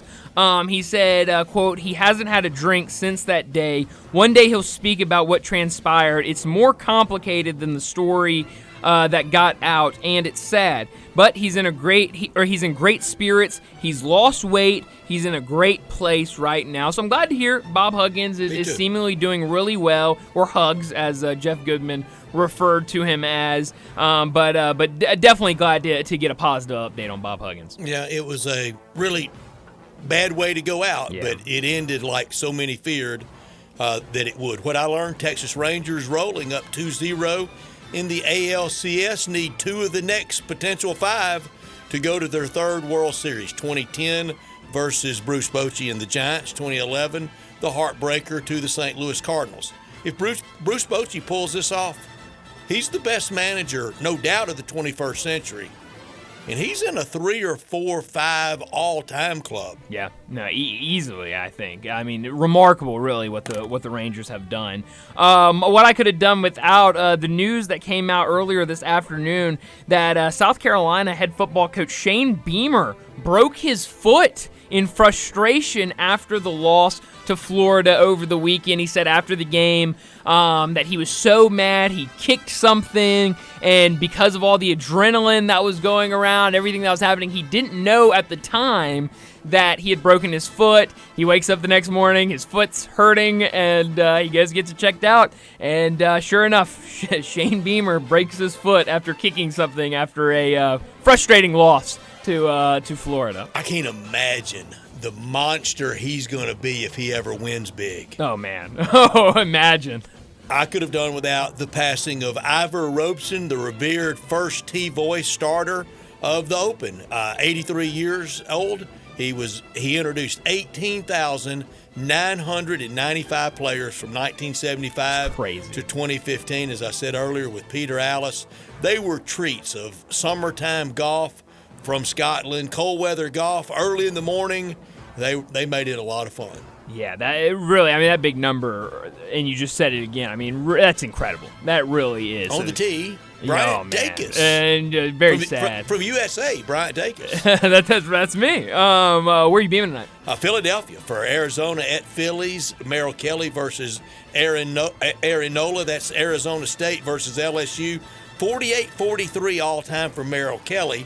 90-71 all-time for Arenola, 2 great right-handed pitchers. Yeah, it should be a really good pitching matchup tonight. I'm going to beam up to Seattle. Kraken home opener tonight against the Colorado. Oh, yeah, against the Colorado Avalanche, a team that they beat in the postseason last year. Now the Kraken have not recorded a win this year. They're 0-2-1. So hopefully tonight they can change that against a really good Avs team. Not often you get lid lifter in there, is it? No. You got to work it in when you can. Keep an eye on Bryce Harper tonight. Castellano, Schwartz. They stay smashing the ball. See if they will stay hitting the ball so well. Undefeated Liberty at home tonight against Middle Tennessee. Favorite. Rich Rod. He's really become Mr. Tuesday night, hasn't he? He is. He's making a name for himself on Tuesdays. What a better night to make your name for yourself. 1-5 Southern Miss versus 3-3 South Alabama tonight. Ugh, yikes! And that line is huge. The last time I checked, South Alabama an 18-point favorite over Southern Miss tonight. So it will be fun to have 3 college football games tonight, in addition to that big game in Major League Baseball. But that's all the time we have this afternoon. Enjoy your night. Enjoy all the action, and we'll do it again tomorrow afternoon at 3 o'clock.